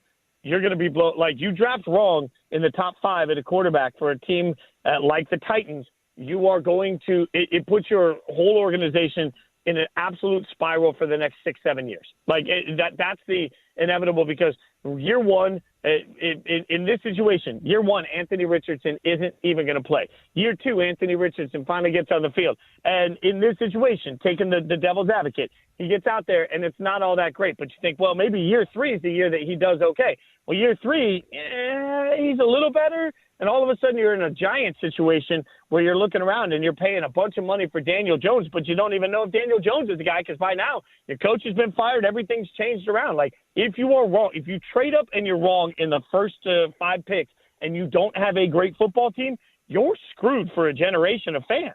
Well, I put it to you like this. If they do that and it doesn't work, then it's Mariota all over again. That's what it is. Well, Mariota was not a bust. Mariota was not great. Mariota is not a bust. If you've got Zach Wilson, now, this isn't I'm okay. This is my team is absolute trash. Like, if you got Jamarcus Russell, again, using my own, terrible history, you get Jamarcus Russell, you are sitting there and you are done for years. Like, it's not Mariota of, hey, we're at least a contender and we got to year 5 and maybe we don't pick up his option. There is a real scenario with Anthony Richardson where we're all wrong, and he's terrible. And if he's terrible, Mariota was never terrible. Like, I'm talking, if he's not even worthy of being in the league, what do? And that's the roll of the dice when you only have 13 games proof of concept, and the 13 games weren't perfect. Fitz, I got to yell at you. We got to get into this. I hate the NBA now. What the Dallas Mavericks did last week, I thought was reprehensible. I thought it was embarrassing to the league. What happened on Sunday with Rudy Gobert and then the other guy punching the wall, I thought that was embarrassing. I thought Ja Morant with the guns, I thought that was ridiculous. I thought Kyrie's anti-Semitism was ridiculous. I thought the record low All-Star game ratings were, kind of show where America is. The TV ratings, as far as the finals are concerned, in my opinion, they're on par with baseball's World Series. They were on par with the Masters. And yet, every time I turn on ESPN, it's NBA, NBA, NBA, NBA, NBA, NBA. You cannot tell me that many people rather hear you and Harry Douglas, who played in the NFL, talk NBA than talk NFL this time of the year. They study it down to the second, as you know. And the fact is, football's always king. There's no doubt about football's always king. If you watch Get Up, if you watch First Take, football's always king. But what we do on the NBA isn't accidental. Like, it's studied. And, I'll tell you also that, for example, there are portions of our website where the average age of the user goes down 20 years at the end of NFL season, and they go up huge in the clicks with people that are between the ages of 25 and 35. There's a growing audience that's massive. Like, I can't tell you why. So why do the TV ratings not show that? Because kids don't watch TV. Like, the same reason I can promise you, I've gone into SportsCenter on Snapchat so many nights where I've had a football story that we put in the episode, and we'll look the next day. 1.5 million kids between the ages of 13 and 24 watch that show every single day. The minute we talk about the NFL on SportsCenter on Snapchat, they click through it. They do not care. If I don't lead with an important highlight from a superstar NBA player, they turn the episode off. Like, kids are watching the NBA. Kids are consuming it. Kids are spending wild amounts of money on it, and they're spending a wild amount of time streaming it. So the new portion of our business as a company, like, it's not really about the TV ratings. The linear ratings, the NBA, I don't think, frankly, the NBA doesn't really care about their linear ratings. They care about all the other places they make money from highlights and from streaming. And even in the long conversation that's happened many times about ESPN paying over $1 billion at one point for NBA rights, what people forget in that is we paid for digital rights too. And there's a ton of money made by the company from all of the different writing, from all of the different reporting, from all of the different clicks, from all the different topics that come from the NBA. It's studied, man. I cannot believe that. And I say that as somebody who hosts a national radio show, and I give, again, not that I know, what more people listen to or whatever, but I know the reaction I get from talking NBA compared to talking college football or talking NFL or sometimes even, I think baseball and NBA are on the same level, and obviously, you guys just talk NBA all the time. Well, enjoy the playoffs, we were almost a 50-50 split today. We did a lot of football. Basketball. Thank you, Fitz. Thank you, buddy. Yep, Jason Fitz joining us on the program. Basketball. All right, there's one ridiculous story that's going on with the Titans that ESPN's talking about. And to Fitz's point, I get why they're talking about it. And this involves the Titans. We'll get to that next. Stillman and Company, 102.5, 106.3 The Game. Want to jump into the mind of a 15-year NFL vet? Well, here's your chance. D-Mace. It's Ask D-Mace. Come on, bring them on. Ask questions on football and life to Derek Mason every Friday at 12:30 on Ask D-Mace. Don't mess with her. The skilled guy. Money reigns supreme. Brought to you by Karashi and CBD on Caroline, Willie, and D-Mace. on 102.5 and 106.3 The Game and the Game Nashville app. Sounds Baseball is back. Catch the action at First Horizon Park tonight at 6:35 as the Nashville Sounds take on the Norfolk Tides. It's Booster's birthday, so we're throwing a party with all his friends. Plus, play music bingo during the game for awesome prizes. Grab your tickets at NashvilleSounds.com. Genesis Diamond's spectacular spring store-wide sale is coming. April 21st, 22nd, and 23rd. 3 incredible days of store-wide savings. Up to 35% off engagement rings, earrings, bracelets, wedding bands, plus special financing. Even Genesis GIA-certified diamonds are marked down. Lab-grown diamonds, too. Plus, top jewelry designers are flying in with all new amazing designs. You can't miss this annual event. Save up to $10,000 on some items. It's April 21st, 22nd, and 23rd only. And only at Genesis Diamonds and luxury pre-owned Rolexes. Green Hills and Cool Springs. See store for details. Your ankles, feet, and knees help you walk, run, jump, and climb. Because of the stress placed on these joints, arthritis may occur, and lower limb injuries are common injuries treated by Houston Clinic Orthopedics. Their specially trained orthopedics can treat your pain non-surgically with non-inflammatory medications to reduce swelling and orthotics that support the pads, arch, or ankle joint. Your doctor may recommend a brace, custom shoes, or physical therapy as part of your treatment. Visit tn.houston.com to book an appointment for a physician to discuss your lifestyle, your goals, and determine the best treatment to fit your needs. Nashville's best deal of the week is Joyland in East Nashville. Joyland is a fun new concept by celebrity chef Sean Brock, inspired by his love for cheeseburgers, shakes, buttermilk biscuits, fries, and fried chicken. Get half off a $30 gift card at theGameNashville.com/deals and enjoy the best burger in town. Find some joy today and eat Joyland for half off with Nashville's best deal of the week. That's theGameNashville.com/deals. They combine hard-hitting journalism. Titans have actually made a move, finalizing a one-year deal. Strong-willed opinions. No, I disagree. No, I totally disagree with that. And sometimes, some old man takes... Don't want those cooked carrots that are 5 days old. To create the perfect morning show, they are Robby and Rex Road. The job starts in the morning. Mornings from 6 to 9 on 102.5 and 106.3 The Game and the Game Nashville app. Strong opinions and a strong personality on your drive home. This is Stillman and Company, presented by TriStar Moving on 102.5 and 106.3 The Game and the Game Nashville app. You've still got to remember that Derrick Henry is coming up on the final year of his contract. Part of the reason why Tennessee would likely consider unloading him. Get something now before it's too late. But if you're going to give up collateral in the draft to get him, you better be ready to sign him to a long-term deal. And I just don't know that the Cowboys, after what they just endured with Ezekiel Elliott, they probably have a little PTSD from going through giving the running back the big contract. And I would imagine they don't want to do it again. Wait, what? But they're going to give him a long-term deal? No, you're bringing him on to win a Super Bowl this year. 1 year. You're not giving him a long-term deal. No. All right, well, then the price has to be right in terms of trade compensation. Yes, that's true. In fantasy football, you know, Max? That is true. There you go. That was This Just In, Max Kellerman's TV show on ESPN. True story, yesterday I was in Chase's office, and this show was on in the background, and I just see a Derrick Henry highlight, and it starts talking at the bottom about should the Cowboys get Derrick Henry. And I saw that, and I thought, wait a minute, what? Derrick Henry and the Cowboys? I mean, if there's a possibility that Derrick Henry's going to the Cowboys, that is a one-topic show for us. That is 4 hours straight on Derrick Henry and the Cowboys. Like, there's no way around that one. I mean, the Predators could sign Connor McDavid, and it would be hard to find space for that if there's a legitimate possibility that the best player in the history of the Tennessee Titans is going to the Dallas Cowboys. So I took out my phone and I searched Derrick Henry Dallas Cowboys. And I'm like, what? And so then this is what came up.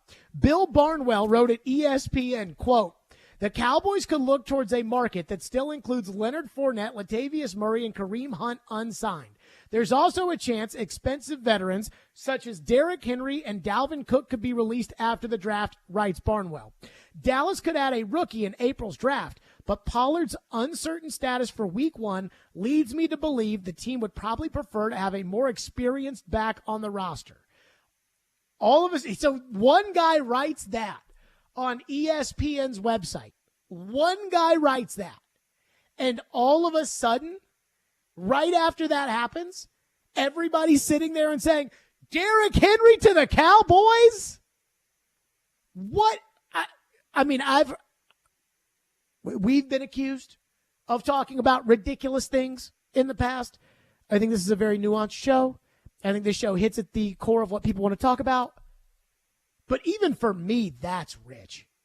Like, as much as I would love to talk about, are the Titans going to trade Derrick Henry to the Cowboys? I mean, I need a little bit more than just some random guy at ESPN wrote, maybe the Cowboys could get Derrick Henry. And they're talking about it on TV. Just ridiculous. And no, Derrick Henry is not going to the Cowboys. First of all, in order for Derrick Henry to go to the Cowboys would have to take on his $10.5 million salary. Jerry ain't doing that. Jerry doesn't like spending money, folks. So he's already paying a running back $10 million. He's not going to pay another running back $10 million. They're just going to draft the guy. And secondly, the only other way around that would be for the Titans to release Derrick Henry. They're not going to release Derrick Henry. Why would they release Derrick Henry? He's the only thing they have on offense. And the general manager's already come out and said they're not going to release Derrick Henry. And it's one thing to lie about little stuff, but if you lie about releasing Derrick Henry and you say, oh, it's an erroneous report and I know where Derrick's training and I trust Derrick and I believe in Derrick, and then all of a sudden you cut him, I mean, it's going to be hard to win that trust back. So, Derrick Henry to the Cowboys. Ridiculous. That being said, I think everybody talks about Derrick Henry like he's an old pop-pop, like he's not good anymore. And I think every single one of you that thinks that, if you think that, you're crazy. Because I think Derrick Henry single-handedly carried that football team at times last year. I asked TD this right before the season when we realized that Treylon Burks wasn't going to be A.J. Brown, or that Robert Woods wasn't going to be A.J. Brown, and that the combination of Treylon Burks and Robert Woods was not going to be A.J. Brown. And I said, so does this mean that it's going to be other people stepping up or more work for Derrick Henry and Ryan Tannehill? And we all know the answer was more work for Derrick Henry and Ryan Tannehill, and that's why they started throwing the ball to Derrick Henry out of the backfield. That's all this is going to be this year. It's more work for Derrick Henry. That's all it is. And I thought he did a really good job of it last year. Texter from the text line. People on the text line are mad at Fitz and his take about ESPN and basketball. Texter into the text line says, please stop with the NBA talk. We want Titans and Preds. Let me say this. We weren't even talking NBA. We were just talking about if people care about the NBA. I did watch some of the Lakers game last night. I did not. Was it fun? It was kind of fun. Yeah. Good. I mean, it wasn't. Was anybody taking off for load management? Not that I noticed. No. Yeah, it was a play-in game, but it wasn't an elimination play-in game. It was just a regular play-in game. They seemed to be playing. So we had to take off for load management because we might have to play tomorrow. They were playing pretty hard for the most part. Another texter says, I think this was pretty funny. Will from Paris says, if it's so popular on Snapchat, then why don't they just keep the content on Snapchat and not worry about TV? Unbelievable. A texter says, Jason Lockenfora says he's heard from other NFL executives that the Titans are still open to trading Derrick Henry, and the Titans could trade down to get Hendon Hooker. I mean, everybody keeps telling me about trading down to get Hendon Hooker, but then I hear Mike Tannenbaum talk about how much he likes Hendon Hooker with that 5th pick, and it makes it hard for me to believe that if one former GM likes Hendon Hooker that much, that there's probably not a current GM that likes Hendon Hooker. So I would just keep that in mind as well. Joe Rexroad joins us to debate Jared versus Joe, and we'll do that next. Stillman and Company, 615-737-1025. Should we give something away, Ian, or would that be too difficult setting up Jared versus Joe to give something away here? You can go for it. That's okay. All right. Be caller 5 right now at 615-737-1025, and you will win a pair of tickets to see Joe's fave, Dave Matthews Band at Bridgestone Arena on May 26th. That's caller 5 at 615-737-1025. Jared versus Joe is next. Stillman and Company, 102.5, 106 for the game. All the big plays. All the big stories. If you're not ready to play in this league, you will lose. I don't care who you're playing. All in one place. We are Nashville's best sports talk. 102.5 and 106.3. Because I love the sport. We played the way we needed to. Why would he make that move? 360, he slams it home. The Game and the Game Nashville app. ElectronicExpress.com. We make it happen. Time for the Preds Report. Presented by Newton Nissan. The Nashville Predators came home from Calgary yesterday late in the afternoon, knowing they still had hopes, albeit slim, of making the Stanley Cup playoffs. Well, those hopes evaporated last night as the Minnesota Wild lost on home ice to the Winnipeg Jets 3-1, clinching for Winnipeg the final playoff berth in the Western Conference. The Jets now, after that victory, have 95 points. The Predators, if they max out, can only finish with 94. So the Predators going against the Minnesota Wild themselves coming up tomorrow night at Bridgestone Arena. That will be a 7 o'clock game, a 6 o'clock pregame, and hope you'll be able to join us for that as the Predators begin their Fan Appreciation Week here at Bridgestone Arena. This is Pete Weber reporting on the Fifth Third Bank Nashville Predators Radio Network. All the best car deals in Smashville start at Newton Nissan. Visit them at Newton Nissan of Gallatin or Newton Nissan South in Shelbyville. This is Nashville's best sports talk. ESPN 102.5 The Game.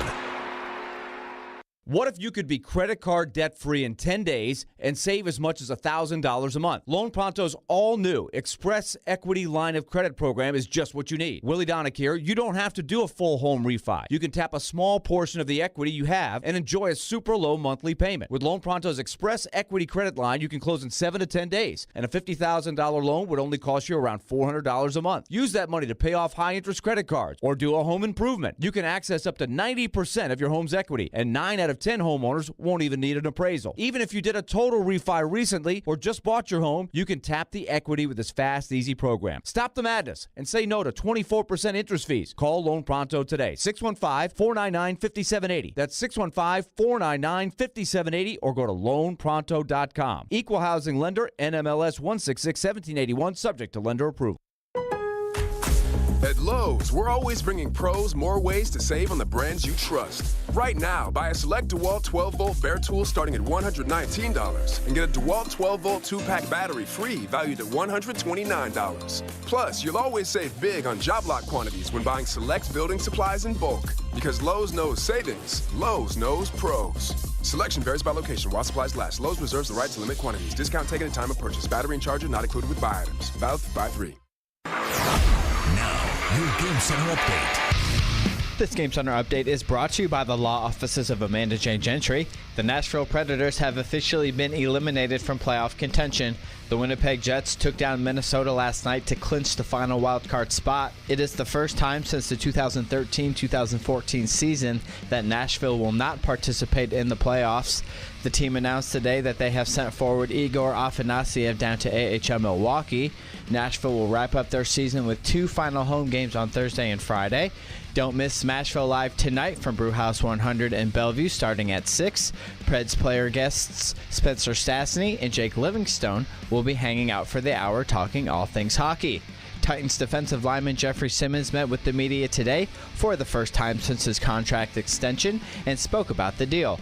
To have a female owner, a lady owner in the NFL, to trusting you so much from kind of the adversity that I went through throughout my journey to get here, you know, it means so much to me. And the Nashville Sounds are back in action tonight hosting Norfolk. Coverage begins at 6:20 on your home of the Sounds, 94.9 The Fan.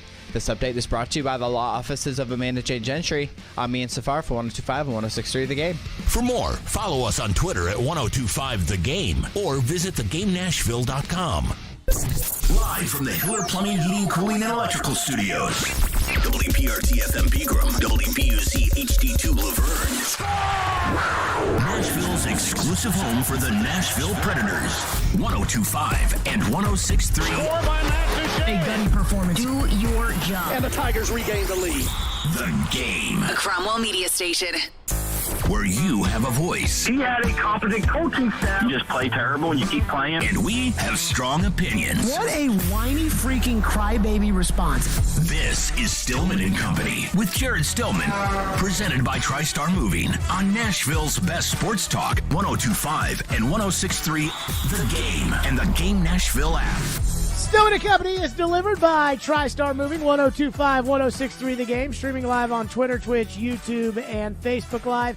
Thanks to Superbook Sports, live from the Hiller Plumbing, Heating, Cooling, and Electrical Studios. Where's Caroline? I don't know. Caroline! Where's Caroline? It's 5 o'clock on a Wednesday, which means it's time for Jared versus Joe. She's waiting on you to let her in, is what she said, Ian. Okay, efforting. So make of that what you will. But it is time for Jared versus Joe. Again, Mel Kiper Jr.'s latest mock draft is out, and he has the Titans trading up to number 3 for Anthony Richardson. And Joe Rexroad is with us, as always, for a little Jared versus Joe. So Caroline's here now, so it's time for Jared versus Joe. Jared Stillman versus Joe Rexroad. Now on Stillman and Company. On ESPN 102.5 The Game. Jared versus Joe is presented by Pella Windows and Doors of Nashville. Caroline, nice enough for you to join us. You put the blame on me on that one. She was waiting in the waiting room. I had left the room, so perhaps that was on me. I don't mean to point fingers or throw anybody under the bus, but I will point a finger and I will throw Ian under the bus. Okay. Joe is with us. Caroline, the floor is yours. Okay, well, great to see you guys today. Hello. First question, Mel Kiper has the Titans trading up to number 3 in his most recent mock draft to take Anthony Richardson. Your thoughts? Jared, you go first. I like it. I mean, I think the talent is unquestionable when it comes to Anthony Richardson, right? We hear former NFL general managers that say Anthony Richardson is legit, whether it's Polian, whether it's Spielman, whomever it may be. Rick Spielman said he is a top 5 pick. Bill Polian said he has unlimited potential. So we know the talent is there. The comparisons are Cam Newton, but better if he reaches his potential. And the one thing that I will say, because I have been arguing this point all day today, is all I ever hear are Titan fans that are like, well, we can't win in the AFC with Tannehill. Well, why can't you win in the AFC? Because Kansas City has Mahomes, because Buffalo has Josh Allen, and Cincinnati has Joe Burrow. Well, you're never going to be bad enough to get a Joe Burrow, and even if you are that bad, you have to hope that season is a year where Joe Burrow or Andrew Luck or John Elway is available. And not all years are the same. Your year that you were the worst team, Jared Goff was the number 1 pick in that draft. So that's the only way to get a Burrow, and if Vrabel is the coach, you'll never be able to do that. Or you can do what Kansas City and Buffalo did, which is take a shot and develop a guy and take that unlimited talent and harness it into something special. And so I think that's the route the Titans need to go. Richardson has the talent. Now, what I don't know, and this is why I can't say they have to do it, I don't know what's up here with Anthony Richardson. They're bringing him in next week for a visit. That is where they will see, what can he learn? Can he recall things? Can he study properly? Does he have the right personality? Do they think he's got good leadership? I don't know any of those things. I just know he's got the raw talent, and I think you've got to find a way at some point to invest in the raw talent and develop your guy. So the concept of it, I like. How much of a flip-flopper are you? Wasn't it just a week ago that you were just vehemently arguing against this idea? Trading up for Richardson? Yes. I think I've stayed out. I think for the most part, I've stayed out of the whole, should they not kind of thing. I've talked about it, but I don't think I've put a stamp on it. And yesterday people asked, because we talked about the Mel thing all day yesterday, and people said, well, what do you think? And I was like, I promise you on Wednesday, I will have an opinion. And my opinion was, I trust Polian. He's got a gold jacket. I trust Spielman. He was a GM for 15, 20 years. I think those guys were good GMs. They say he's a top 5 talent. I know how Mahomes turned into Mahomes. I know how Allen turned into Allen. And if you want to be like those guys, you have to do what those guys did. And so this is really the first time. You don't need to repeat. Yeah, you don't need to repeat your talking points. Caroline, Ian, back me up here. Did Jared not just argue against this very recently? I believe he argued against Will Levis at 3. I thought the argument about moving up was the lack of infrastructure around him and how it could ruin him. I am scared to death about that. Just moving up in general. Okay. No, my thoughts on this are I'm against it unless it's Bryce Young. Look, I'm against any other quarterback in this draft, and I'm fascinated by Richardson, and I can't wait to see how his career unfolds. And I think Richardson and to a lesser extent Levis will somewhat help chart the course for future drafts too. I mean, I think Josh Allen even opened the door to something like this being possible. But when it comes down to it, you're really going to struggle to find too many quarterbacks who were great in the NFL who weren't great quarterbacks in college football. Bryce Young is the only quarterback in this draft I would consider mortgaging that much future for. I just can't do it for Richardson. Okay, so you say that. I'll say to you that –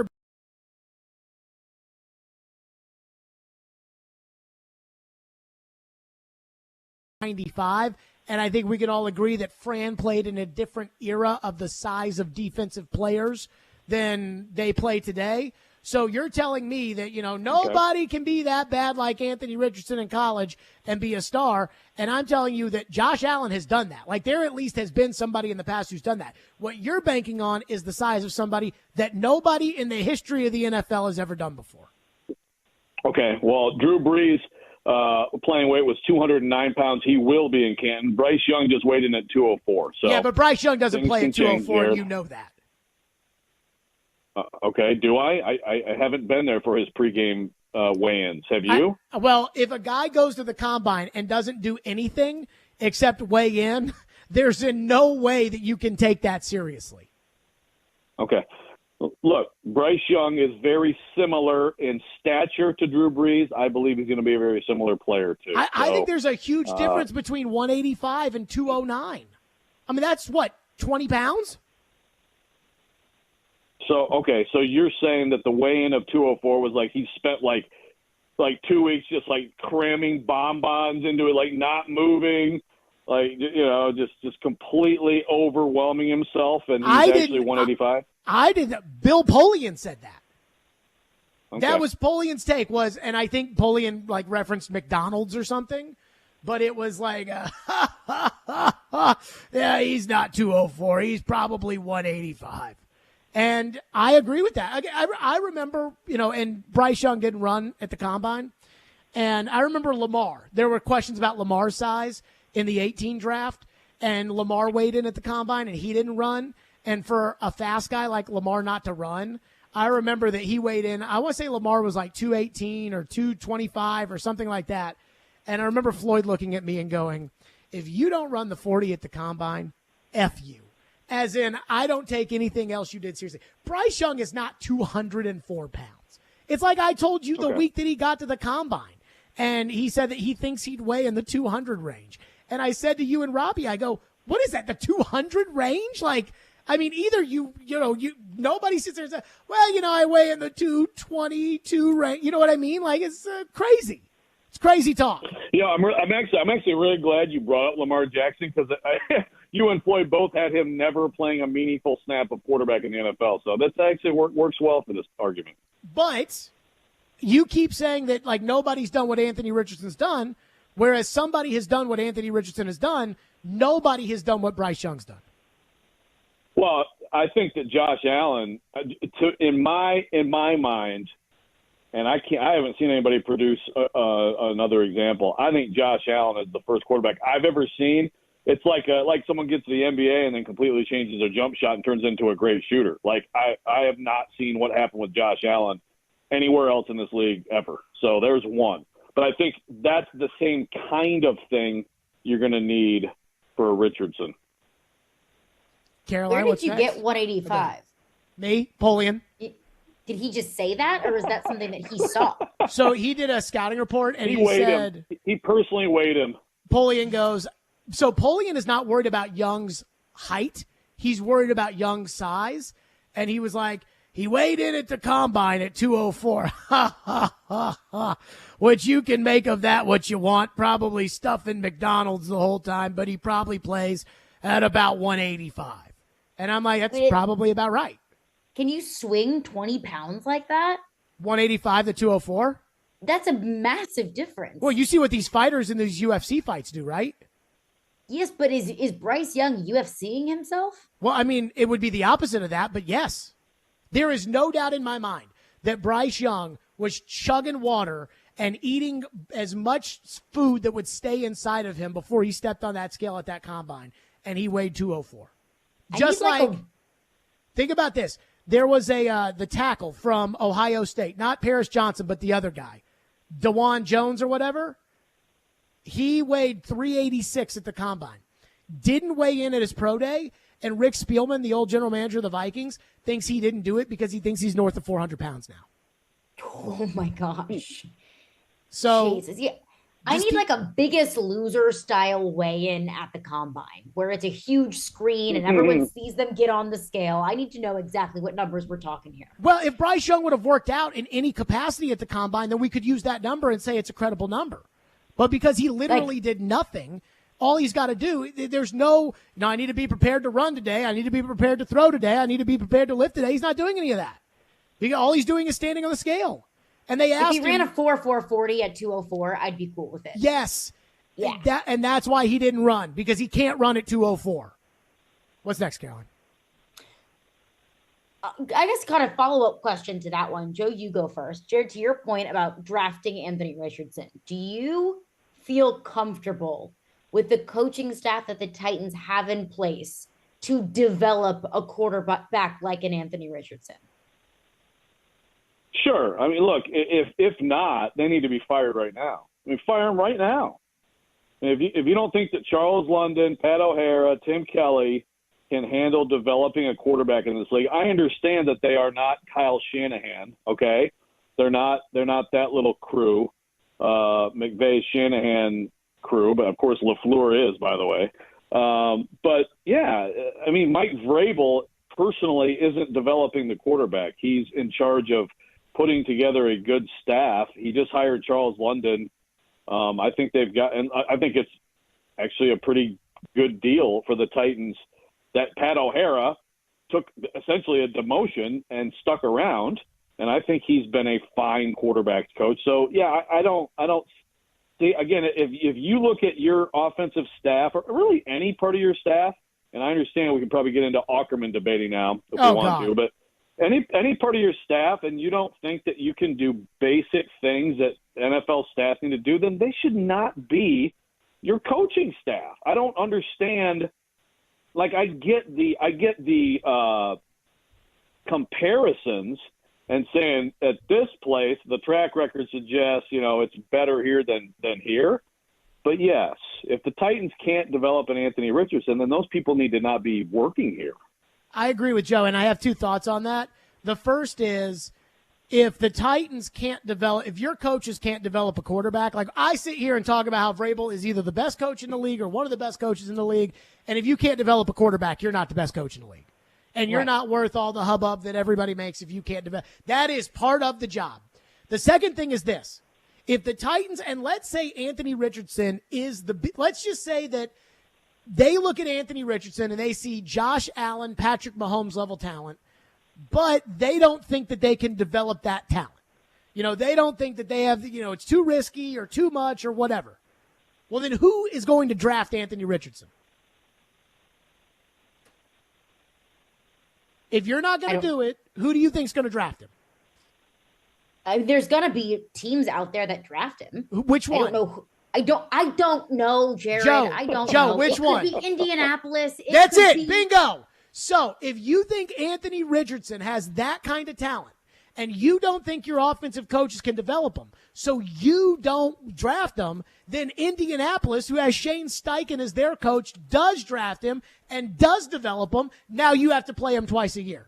So where that did this quarterback guru name tag for Shane Steichen come from? Well, I think we're going to learn. I mean, I think, it's kind of like the whole Hendon Hooker, Josh Heupel thing, right? Like, is Josh Heupel really good at Tennessee because he's got Hendon Hooker? Or was Hendon Hooker really good because he was in Josh Heupel's system? We'll learn a lot more about that this year. And I think with Shane Steichen, it's like, how much was Sirianni? How much was Steichen? But Steichen was the offensive coordinator with the Chargers when they drafted Herbert, and now he's the offensive coordinator of the Eagles with Hurts. And so I'd say it's a pretty solid resume, so we shall see. So that's a worry that if you're like, well, my offensive coaches can't develop this quarterback, well, but you're going to let the Colts take him, and then maybe they develop him? That's another part here that's at play. So to Joe's point, I mean, if Amy Adams-Strunk doesn't think that these guys can develop a quarterback, she needs to fire him and get somebody who can. Go ahead. I believe that they think they probably have the coaches intact to develop a quarterback, especially if they decide to take Anthony Richardson. But I don't know if I believe it. I really struggle with the fact that Mike Vrabel doubled down on Todd Downing. That's the thing. I think that it's with Vrabel, it's a total luck of the draw if these offensive coaches are any good. I'm excited about Charles London, though. He got lucky about Arthur Smith, and he got unlucky with Matt LaFleur, and he got unlucky with Todd Downing. And Vrabel just, he knows, but really sometimes I feel like he doesn't. More Jared versus Joe, presented by Pella Windows and Doors, continues next. We are your home for every big pass. Kevin Harvick takes over the race lead. Big wreck. Trouble turn 2. One car is around and hard into the outside wall. And big win. Ricky Stenhouse Jr. has won the Daytona 500. Yeah! Woo! Catch every lap of NASCAR on 102.5 and 106.3 The Game and the Game Nashville app. It's time for another Kubota field event at Coleman Tractor of White House. Their biggest sale event of the year will take place in White House on Saturday, April 22nd. Don't miss this perfect opportunity to demo Kubota tractors, zero-turn mowers, and more. Take advantage of Kubota's competitive financing offers. Receive a coupon for up to $250 off select purchases. Plus, enter to win prizes and free barbecue lunch from 11 to 1. Try it and buy it during the Kubota field event Saturday, April 22nd from 9 to 2 p.m. at Coleman Tractor of White House at 3613 Highway 31 West. Al Gill here from my friends at Dunkin'. Warm up and feel the love with Dunkin'. Treat yourself and a loved one to a brown butter toffee hot or iced latte, which is superb paired with the bacon avocado tomato sandwich. Be sure to try the all-new stuffed biscuit bites. It's a warm biscuit dough wrapped around a mixture of bacon, scrambled egg, and cheddar cheese. Visit us at our newly remodeled Dunkin' on Briley Parkway in Nashville or the new Dunkin' in Mount Juliet and our other locations throughout Middle Tennessee. Price and participation may vary. Limited time offer. Terms apply. Genesis Diamond's most anticipated event of the year is coming next weekend, April 21st, 22nd, and 23rd. Huge store-wide savings, plus the unveiling of thousands of new, unique designs from the biggest names in jewelry. All new collections from names like Tacori, Verragio, and more. Rings, earrings, pendants, bands, many never seen before, all specially priced. Save up to 35% store-wide and get zero interest financing. Special pricing on natural and lab-grown diamonds, April 21st through the 23rd. Only at Genesis Diamonds and luxury pre-owned Rolexes, Green Hills and Cool Springs. See store for details. Cards issued by Sutton Bank and Celtic Bank, members of FDIC. Terms and conditions apply. What if you could do business without busy work? With Ramp, you can. Ramp is the future of finance with smart automation, corporate cards, and spend management. Just imagine, no more expense reports or shuffling wrinkled receipts. No more slogging through invoices or getting surprised by unexpected charges. Just your business's big idea. With smart spend controls, automation that crushes busy work, and real-time insights so you can make it happen. In other words, Ramp completely reimagined finance to make it work for your business. Get set up, issue corporate cards, and start making payments in less than 15 minutes. See how Ramp does finance. Join today and get $250 just for signing up. Just go to ramp.com/offer. That's ramp.com/offer to get $250 for signing up. That's ramp.com/offer. This is C.J. McCollum, star of the New Orleans Pelicans and co-host of the C.J. McCollum Show. McCollum at the horn for three. Got it. Inviting you to join Israel Gutierrez and me once a week as we discuss names and storylines in and around the NBA with the inside perspective you can only get from someone in the locker room and on the floor. Listen to great guests from players such as Brandon Ingram and Andre Iguodala, and input from a great team of ESPN Insider regulars like Brian Windhorst, Tim McMahon, and Mark Spears. Listen wherever you get your podcasts. Want to see our smiling faces? You can watch us on Twitch, Twitter, YouTube, and Facebook Live. We are good to go. Presented by Superbook Sports, voted #1 sportsbook in Vegas. You're listening to Stillman and Company, presented by TriStar Moving on 102.5 and 106.3 The Game and the Game Nashville app. Jared Stillman versus Joe Rexroad. Now on Stillman and Company. On ESPN. 102.5 The Game. Jared versus Joe is presented by Pella Windows and Doors of Nashville. Caroline? Jared, you go first on this one. Did you think the fan celebration following Jeffrey Simmons' contract signing was appropriate? No, but also yes. And you're going to say, wait a minute, what? The no is because I knew I was off last Friday and he signed the contract or they agreed to it or whatever it is at like 1:58. And so Chase was texting me or whatever. And I was like, I bet the people love it, don't they? And he's like, oh, they love it.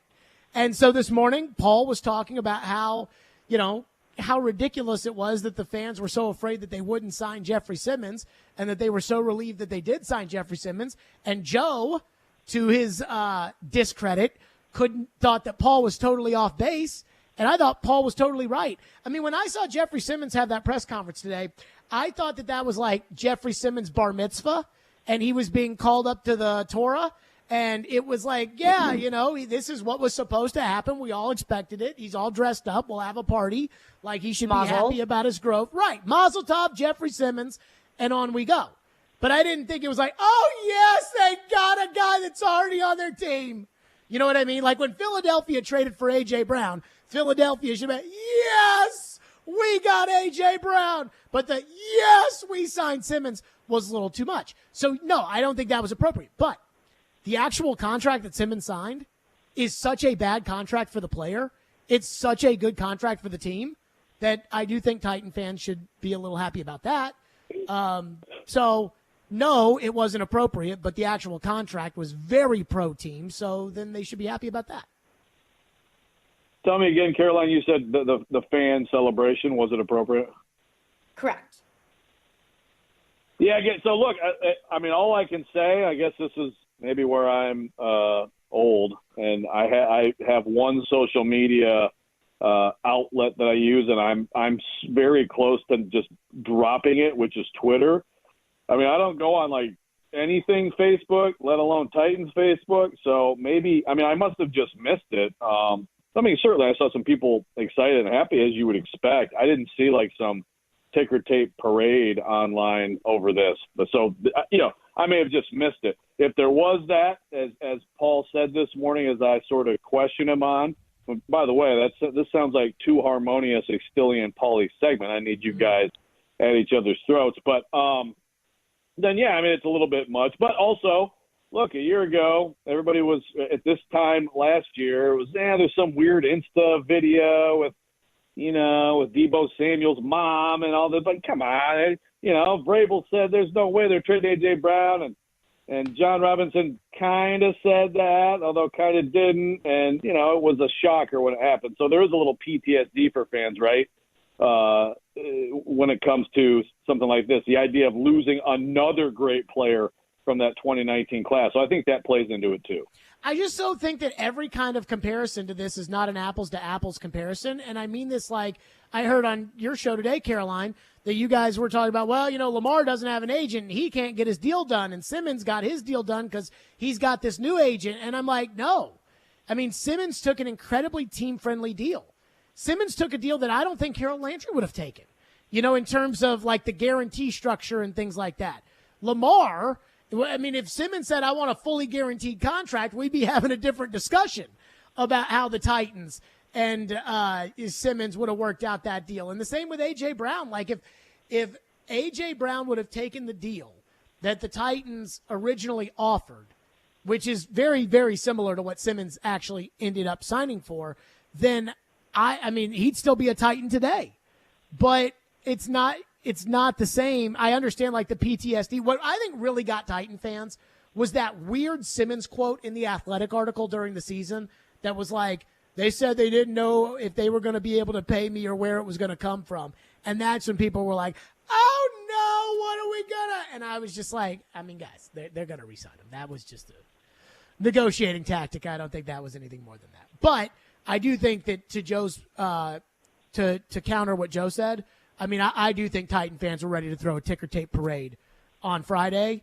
And I think the head of that parade would have been Simmons' agent celebrating himself for the job that he did to get Simmons this team-friendly contract. Yeah, that was quite the parade for himself. So what if they did? Oh, I'm not saying anything one way or another, but Joe just said that it wasn't. Joe just said it didn't happen, and I just said it did happen. That's all the argument this morning was about. And Paul was right. It did happen. But also to Paul's point, he said all these people on Facebook, and the day that we start taking Facebook comments as a representative of the overall consensus is a very scary day. How different is Facebook from the text line? Oh, that's because Paul is much older than even me. Well, speaking of the text line is saying that Jared and I both defended Mariota way past his youthfulness, which may actually be accurate. Oh, no. I was, Marcus, I was all, I fought for Marcus even after the Denver game. I thought he deserved a second chance. There's no walking back the Marcus thing. And I like Marcus, and Marcus likes me and whatnot, but man, I was wrong about that. Apparently Simmons doesn't like me. He blocked me on Twitter, Joe. Oh, that's awesome. Caroline texted me Simmons' tweet last Friday of like thanks for a great 4 years or whatever. And she sent it to me, and I'm like, whatever this is, I can't see because I'm blocked. I laughed out loud when I saw that. I don't know what I did. Oh, good for you, Jeff. I don't know what I did, but I must have done something. And then I did laugh. Block. I did laugh when Simmons was at his press conference today, and he was like, he's like, yeah, I just got rid of social media because I didn't want to hear those distractions, and I didn't want to. And I was like, probably a good idea not to block this show so that you don't get this show up on your timeline. Caroline, what's next? Predators eliminated from playoff contention last night. Barry Trotz on this show tomorrow, 5:30 at the desk at Bridgestone Arena. Please continue. Oh, okay. What is a fair timeline for the Predators to get back into the playoffs? Joe, you go first. I think I'll go ahead and say the year after next. I'm not ruling out that they can get back next season. I am, however, fine if, they, whatever it looks like with like Johansson, whether it's buyout, whether it's just kind of, a lesser place in the lineup, if there's a real devotion to getting these young guys together next year and they decide not to go out and really get, free agent help this summer, and it's like a year of like trying to see what you have, that to me is a team that's not going to make the playoffs, and I'm good with that. I think that's worthwhile. In fact, I think I would choose that route if I was choosing. So, but making the playoffs in the NHL is not like, it's not like finding the Holy Grail. So I think after next season, you do that, and then you have cap space. You are now in a better position with the Johansson and Duchesne contracts to make something happen there. And I think you should be able to put together a playoff team for the 2024-25 season. I think the Predators will make the playoffs next year. I do. I think for starters, to Joe's point, like I don't know what they're going to do with Johansson, but I don't need to see him lug up the ice for 80 games next year. And I like Johansson fine, but I mean, there was such a breath of fresh air without Granlund on the team and kind of this dead weight that's been holding the roster down. I think they're probably better off trying to figure out a way to move off of Johansson. Duchesne's fine. I don't worry about that. I mean, this team almost made the playoffs this year, and they freaking stunk to begin the year. And they not only stunk to begin the year, but everybody got hurt at the end of the year, right? Like Yossi got hurt, Duchesne got hurt, Forsberg got hurt. All those guys got hurt. Plus, they're going to have all these picks and everything else, and so they'll have some guys that come up from Milwaukee and other guys that'll be there. But as long as you have the goalie, I mean, I think you're always in play. And the fact that the goalie has now done this 3 straight years tells me that it's not a fluke. I mean, he has officially entered his prime.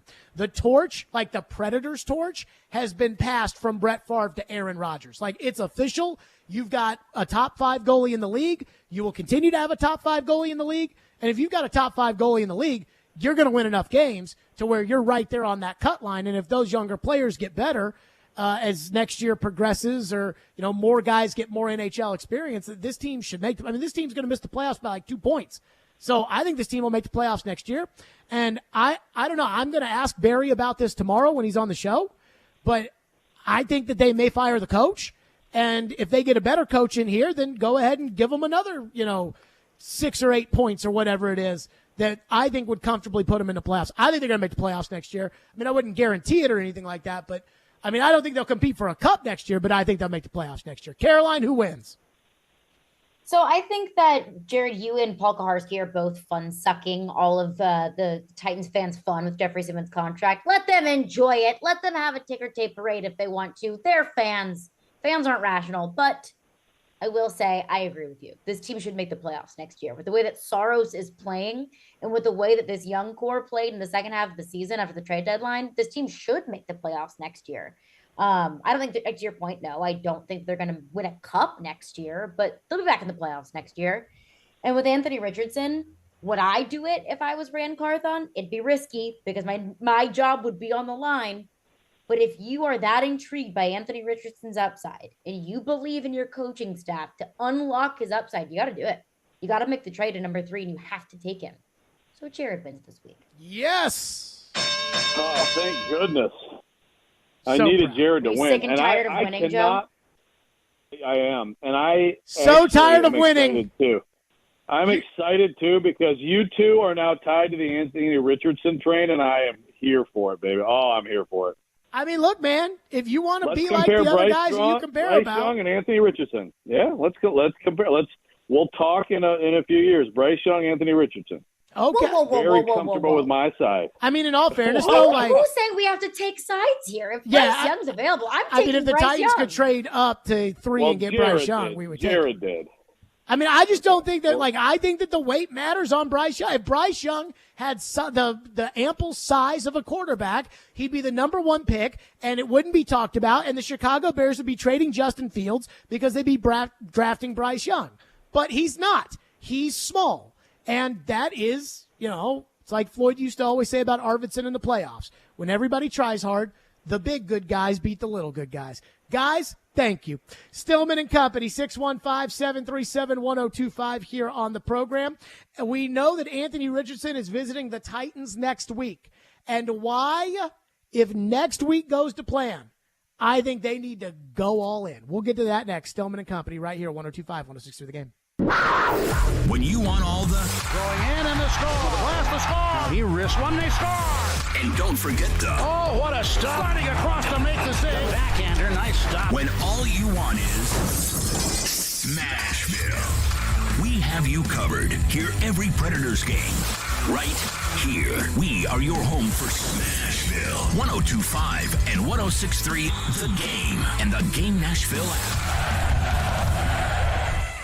Some people don't do well under pressure. At Northern Tool and Equipment, we do it best. Whether you're spraying down the shop or getting the winter grime off your house, a Northern Tool pressure washer says you're serious about spring cleaning. From an all-electric power horse to a Honda-powered North Star, we'll help you build your perfect cold or hot water package with all the chemicals, attachments, and everything you need for the job ahead. Northern Tool and Equipment. We're made for this. Come see us in store or shop online at northerntool.com. Men, this is Evan Bass with the Tennessee Men's Clinic, and I've been helping men with sexual health issues for many years. I've seen the pain and anxiety that men walk into the clinic with when erectile dysfunction is affecting them. And I also know the heartache and difficulty it can bring to their partner. At the Tennessee Men's Clinic, we've been successfully treating men for ED for many years now. We've seen the amazing impacts that those treatments have on a man's confidence and positivity. And we've seen the wonderful things those treatments also do for a man's relationship. That's why I'm pleased to announce that we are now offering the same great services we offer at our Nashville clinic at our new location in Franklin, which will make it much more convenient for those men living south of Nashville to get treated. So call us today and book your appointment at our Midtown location or at our new clinic in Cool Springs. Your first visit is only $99 and includes blood work and a medical consult. Call 615-208-9090. That's 615-208-9090 or go to TennesseeMen'sClinic.com.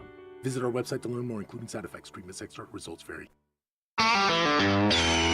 This is for the men who never settle, the ones who believe only quitters end a game and a tie, the type of guys who choose the bar with the biggest TVs to overcompensate for theirs at home. This is the Lodge mentality. This is Twin Peaks. Are you a fan of Twin Peaks? Sign up for the Twin Peaks E-Club and stay up to date on all things Twin Peaks. As a friend of the Peaks Club, you'll score free stuff and be updated on upcoming events and promotions. Visit TwinPeaksRestaurant.com and sign up today.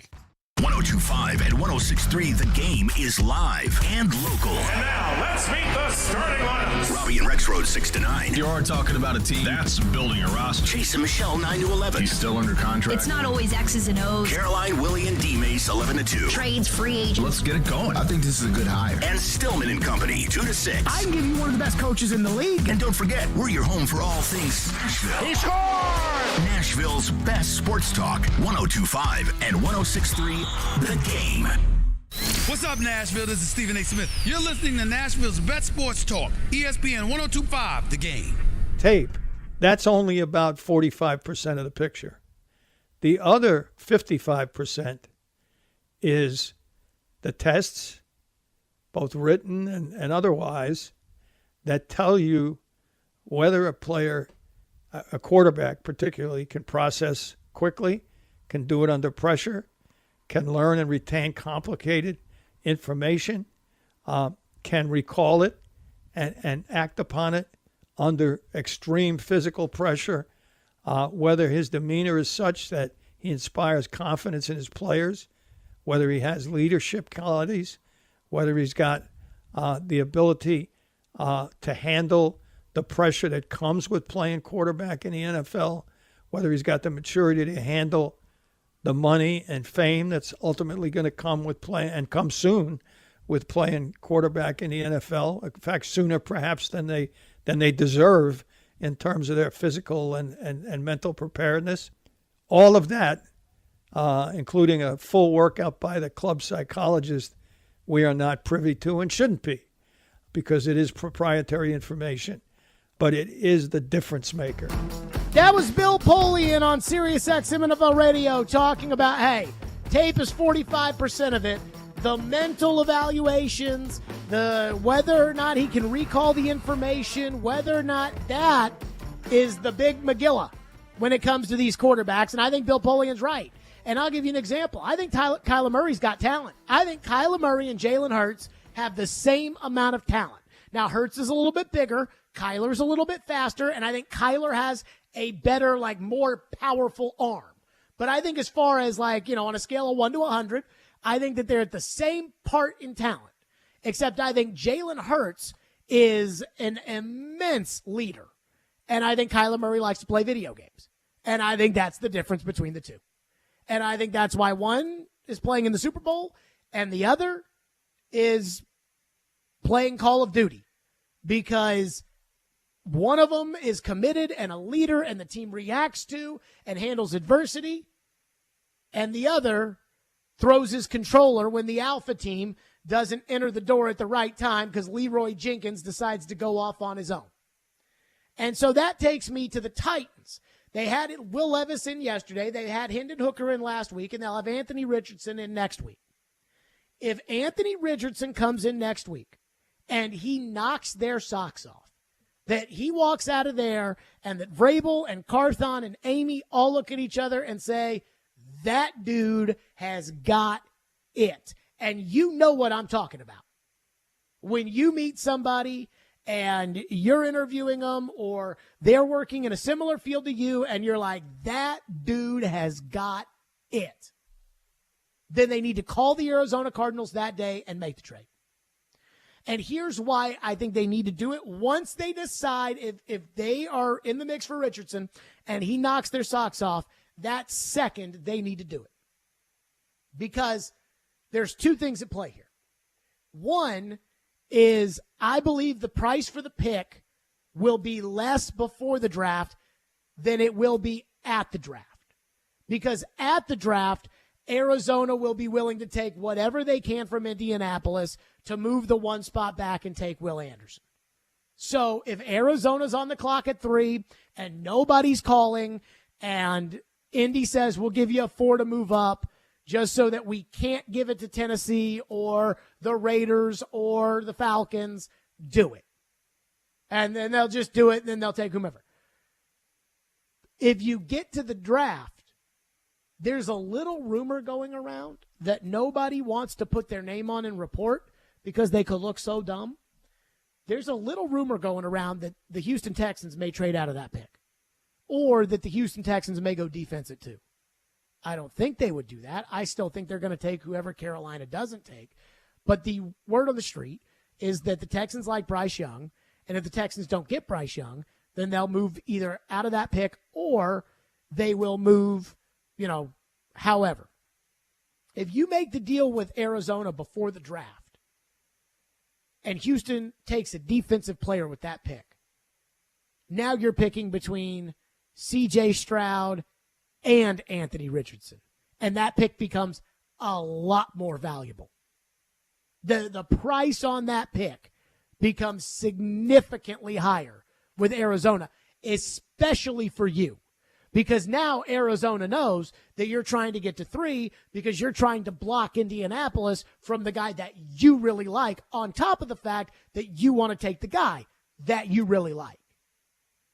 If you trade for that 3rd pick, you are guaranteed, once Richardson walks out the door, if you trade for that 3rd pick, you are guaranteed Young, Stroud, or Richardson no matter what happens. And I think we could all live if the Titans before the draft trade to 3 and something crazy happens like the Texans take Richardson or the Texans trade the pick and somebody else takes Richardson and the Titans end up with C.J. Stroud. And TD told us at the Combine C.J. Stroud was their guy. I mean, they're not even meeting with C.J. Stroud because they know they're probably not going to get him.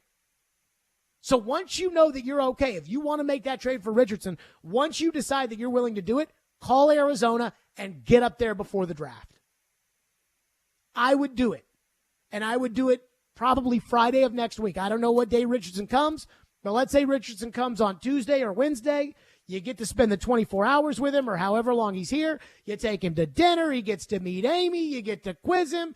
All of your, team psychiatrists or whatever meet with him. Your trainers get to see him. And if he knocks your socks off and you walk out of that and you say, that guy is going to be a future star in this league because we know he's got the talent, and you feel that way, talk it over, sleep on it, call Arizona. That's what I would do. But that's a big if, because a lot of people are going to hear what I just said, and they're going to interpret this like, Jared Stillman says do whatever it takes to trade for 3, and I didn't say that. I said, if he comes in next week and if he knocks your socks off, then I think you do it. And we will not know if he comes in and if he knocks their socks off. Because as Bill Polian said, it is proprietary information, and it should be. 615-737-1025 is our phone number, 615-737-1025. I am bummed out about something that happened in sports yesterday. We'll get to that coming up next. Stillman and Company, 102.5, 106.3 The Game. He knows the ins and outs of the Titans and isn't afraid to give his opinion. Traylon Burks needs a massive offseason. He's Jonathan Hutton of Outkick. I don't see how they make a move without going to Ryan Tannehill. Catch him every Monday at 10:30 on Chase and Michelle, and every Wednesday at noon on Caroline, Willie, and D-Mace. Brought to you by Blend Bar with Davidoff Cigars. Hutton is on 102.5 and 106.3 The Game and the Game Nashville app. This week at the Electronic Express Spring Clearance Event, get instant savings of up to 40% off in every department, including all 4K TVs, laptops and tablets, housewares, gaming consoles, speakers, and more. At Electronic Express, we have up to 50% off all your appliance needs in stock and ready to deliver. Plus, buy now, pay later with up to 3 years free financing. Shop the Spring Clearance Event at Electronic Express. We make it happen. Hey, what's up? Teron Davenport here for Superbook Sports. Baseball season is back, and the push for the postseason is on for hockey and hoops. Make it all count this spring with Superbook Sports. Superbook is the best sports wagering app around, with a direct line to experienced bookmakers behind the counter in Las Vegas. Plus, check this, get a $250 bonus when you sign up, deposit, and wager in the same day. Don't let spring pass you by without winning money with Superbook Sports. Visit superbook.com for terms and conditions. Gambling problems? Call 1-800-889-9789. There's never a good time for your furnace to go out, especially in the winter, but it's always a good time to call Lee Company. Our heating and air conditioning pros are available 24/7. No heat? Don't wait. Call Lee Company now at 615-567-1000. Our expert technicians will diagnose the issue and fix it right the first time. When you're cold, you need someone you can count on to bring the heat. Call Lee Company now at 615-567-1000 or visit leecompany.com. They talk sports. The Predators get the 2 points, which is obviously what they needed. They're not making big moves that are jaw-dropping signings in free agency. They talk life. Well, I almost just fell down the stairs, so there's that. My backpack was so heavy, the seatbelt alarm was going off the entire trip. But most of all, they have a good time. Here or there. Yeah. Chase and Michelle, weekday mornings at 9 on 102.5 and 106.3 The Game and the Game Nashville app. Strong opinions and a strong personality on your drive home. This is Stillman and Company, presented by TriStar Moving on 102.5 and 106.3 The Game and the Game Nashville app. The Winnipeg Jets will slay the Dragon here and win for the first time against Minnesota this season. But more importantly, there will be hockey in downtown Winnipeg this spring. The Winnipeg Jets are going to the Stanley Cup playoffs for the first time in 2 years, thanks to a 3-1 victory in Minnesota tonight. There you go. Predators eliminated last night when the Winnipeg Jets beat the Minnesota Wild. So no playoffs for the Preds. And it looked like it would have taken a miracle for them to get in there. It would have taken a Lorenzo Neal hands it to Frank Wycheck, throws it across the field to Kevin Dyson-like miracle in order to get them into the playoffs. It didn't happen. And I'm bummed out because I enjoy watching this Predators team play, and it's the first time in 9 years that the Predators are going to miss the playoffs. And again, I didn't grow too attached to this team, but they were a lot of fun to watch, and the effort with which these young guys are playing is probably the most fun I've had watching the Predators in a couple of years, which I really, really liked, and their goal is really, really good. And so I'm a little bummed out. Smashville Live, I'm sure it'll be a little melancholy tonight on Smashville Live, which comes up right after us at Brewhouse 100. But I will say this. It kind of felt like it needed to happen. I know we already knew the Predators are going to make changes. David Poyle's out at the end of the year. Barry Trotz is in, and Barry Trotz will be on this show tomorrow at Bridgestone Arena at 5:30 at the desk. And we will ask Barry about the future of the team. And I'm not going to say that I'm glad that the Predators got eliminated from the playoffs for the sake of the interview, but it'll be a lot easier to talk about next year with Barry as opposed to if they were still competing for a playoff spot, because then Barry would say, well, our focus is on this year and, we got to, but obviously he's not going to say that tomorrow. But I will say this. I felt like the team needed the punch in the gut. And even though that punch in the gut became really enjoyable at the end of the year with the could they make the playoffs, and I was kind of looking forward to the idea of if they made the playoffs, could they make the first series at least borderline interesting and give us a couple of days to get back into the way that we like it around here in the spring, where it's 4 hours of hockey and it's your phones on hockey and it's, can you believe they did that? Why do you do this? And yeah. But at the same time, I still think this team has a ways to go. Now, with the goalie in place, the team should be decent enough next year to probably make the playoffs. But if they had made the playoffs, do you think they would have changed the coach? And it's like Robby, Stanley, and I talked last week, and I said, do you think Hines is going to keep his job? And Robby said, if he makes the playoffs, he probably does for sure. And I thought the same thing. That with 1 year left on his deal, if John Hines makes the playoffs, then, hey, great job coaching him at the end of the year. We don't blame him for the fact that they didn't play well at the beginning of the year, where they could have won a couple of games that would have got them in the playoffs, but we give him credit for the fact that they're back in the playoffs and one more year of this coach. And I'm not going to sit here and just dog on John Hines because I feel like I've done enough of that over the years. But I do feel like this year he did a good job at the end of the year, and it was a fun team to watch. And I'm not going after Hines other than to say that I feel like it's a time for a change of coach. Change the GM, change the coach, on you go. And I feel like it's time. But if they had made the playoffs, then there is no way I think that they would have even considered changing the coach. And so because of that, I kind of feel like resetting everything. Getting a better draft pick this year. While I am not in favor of tanking, and I wanted that team to win, I felt for almost the first 2/3 of the season that missing the playoffs was something that was going to have to happen for this organization to realize they were no longer in a competitive window. And then they realized it before they didn't make the playoffs. But if this season hadn't have happened, I'm not convinced that we would be in the position that we're in looking at this club, where they would have traded Tanner Jeannot for all those picks.